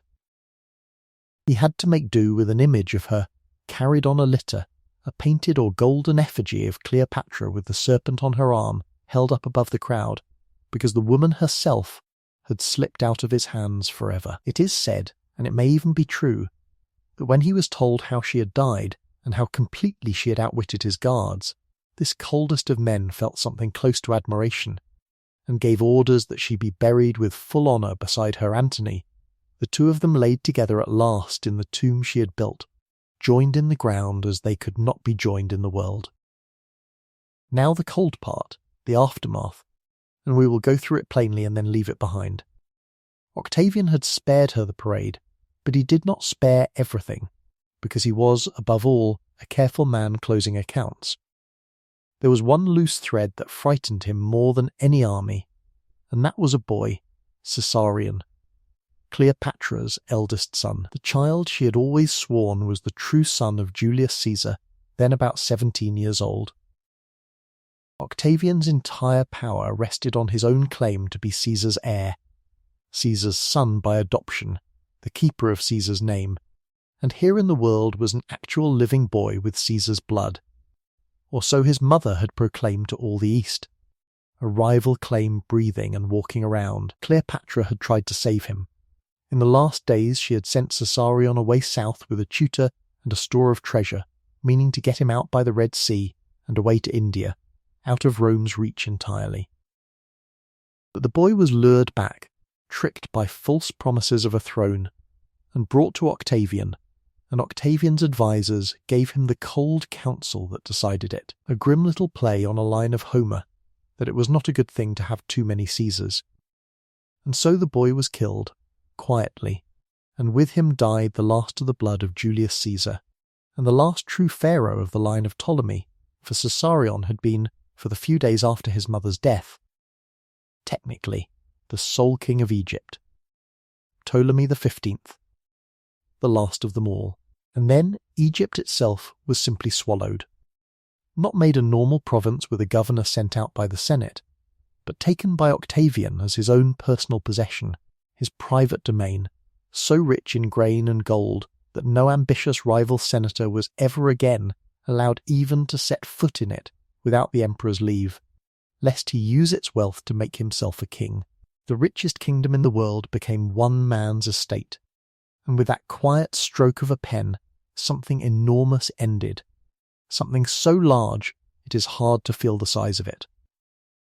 The line of the pharaohs, which had run unbroken in one form or another for very nearly 3,000 years, from the first kings who united the two lands along the Nile in the deep dawn of history, through the pyramid builders and the great temple kings and the boy in the golden mask and all the long dynasties beyond counting, ended here, with this woman on this couch. The house of Ptolemy, the Greek dynasty founded by Alexander the Great's own general nearly 3 centuries before, ended here. And more than that, historians have long marked the death of Cleopatra as the very end of an entire age of the world, the Hellenistic age, the long brilliant era that had begun with Alexander's conquests and spread Greek learning and Greek cities from Egypt to the edge of India. 300 years of kingdoms and libraries and science and art, and it closed, all of it, in that one still room. Because she was the last of its monarchs, the last crowned inheritor of Alexander's world, and when she died the Mediterranean belonged, wholly and finally, to Rome. Octavian went home, and a few years later took the name by which the world would know him, Augustus, and became the first emperor of Rome, and the republic he had fought for quietly became an empire under him, and the door closed on the ancient world's last great alternative to Rome. She was, in the truest sense, the end of an era, the last light of a world going out, and she knew it, and she chose how the light would go. Her children, though, let us not leave them out, because their story softens the ending and carries a little of her forward into the future. The 3 small children of Antony and Cleopatra, the twins Alexander Helios and Cleopatra Selene, and the little one Ptolemy Philadelphus, did not die. They were taken to Rome, and they were made to walk, tiny and bewildered. In that triumph their mother had refused to walk in, small children weighed down with heavy golden chains for the crowd to look at. And then, in one of those turns that make the whole hard story suddenly human, they were handed over to be raised by Octavia, Antony's Roman wife, the very woman Antony had left for their mother, the good and gentle sister of Octavian. And she took these children of her rival, her husband's children by another woman, into her own house and raised them alongside her own, with what every account calls real kindness.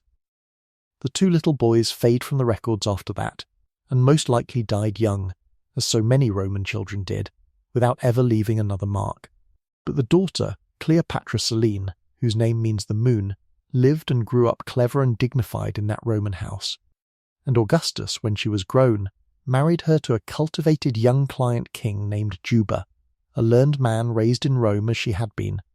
and made the 2 of them king and queen of a wide realm in North Africa, Mauritania, out along the western coast. And there, far from the Nile, Cleopatra Selene reigned for many years as a real and respected queen in her own right, a patron of scholars and artists, minting coins with her mother's memory on them, keeping the crocodile and the symbols of Egypt alive in her far western court, naming her own son Ptolemy after the great lost line. Through her the blood of Cleopatra and of Antony, and reaching all the way back the blood of the Ptolemies, ran on for another generation, and more, quietly, in peace, a small warm ember carried out of the fire and kept alight in a far country. The queen who lost everything did not, quite, lose all of it. Her daughter, named for the moon, carried a little of the light on. And now, before we let the night close, let us do the one thing this whole long telling has been for, which is to lift the real woman up out of the legend, gently, and look at her plainly one last time, because she has been buried under a false story for 2,000 years, and she deserves, at least here in this quiet room, to be seen. You have heard all your life of Cleopatra the seductress, the fatal beauty, the scheming Eastern temptress who ruined great Roman men with her body and her wiles, the woman on the barge, the woman with the asp, all sultry eyes and danger. Almost none of that is hers. Almost all of it was made in Rome, and made on purpose. It was Octavian, the winner, who needed the war he had fought to be a noble Roman crusade against a foreign witch rather than what it really was. One more brutal Roman civil war between two Roman warlords, and so his poets and his propagandists built the image of the drunken enchantress and the monstrous queen, and later ages loving a good and dangerous woman. Painted it brighter and brighter down the centuries until the paint was all you could see. But scrape it away and look at who was actually there. A woman who came to the throne at 18 and held one of the most turbulent kingdoms on earth for 21 years, through famine and plague and civil war and the constant shadow of Rome, and kept it independent and solvent and fed when every other kingdom around her had already fallen. A scholar who spoke as many as 9 languages, the first ruler of her entire Greek dynasty, after 300 years, to trouble to learn the Egyptian tongue of the people she ruled, so that she could speak to them without an interpreter as their own, a serious student of medicine and mathematics and coinage and trade, a builder, an administrator who managed grain supplies and reformed the money and steadied the economy of the richest land in the world, a shrewd, tireless diplomat who understood, more clearly than almost anyone of her time, the one true fact of her age, that Rome had grown too strong for any single kingdom to fight and win, and who therefore made the only move history left her, to bind Egypt's survival to the most powerful men in Rome, to Caesar and then to Antony, not out of helpless passion but out of cold, brave, clear-eyed statecraft, playing a losing hand about as well as it could possibly be played, and nearly, against all the odds, winning. That is the real Cleopatra. Not a body, but a mind. Not a temptress, but a queen, the last one, formidable and learned and unbelievably tenacious, who fought for her country and her children and her throne against the largest power the world had yet produced, and who, when at the very end there was nothing left to fight with, chose the manner of her own ending rather than let her enemy choose it for her. She lost, but she was never, for one single hour of her life, small, and that, I think, is the thread that has run all the way through this long night, from the girl on the golden barge to the queen on the golden couch. It is the oldest and quietest of truths, and it is this, that the story the winners tell is almost never the true one, and that a whole real human life, a mind, a courage, a lifetime of hard, clever choices, can be flattened by the people who defeat you into a single cruel cartoon and handed down that way for 1,000 years. And still, underneath it,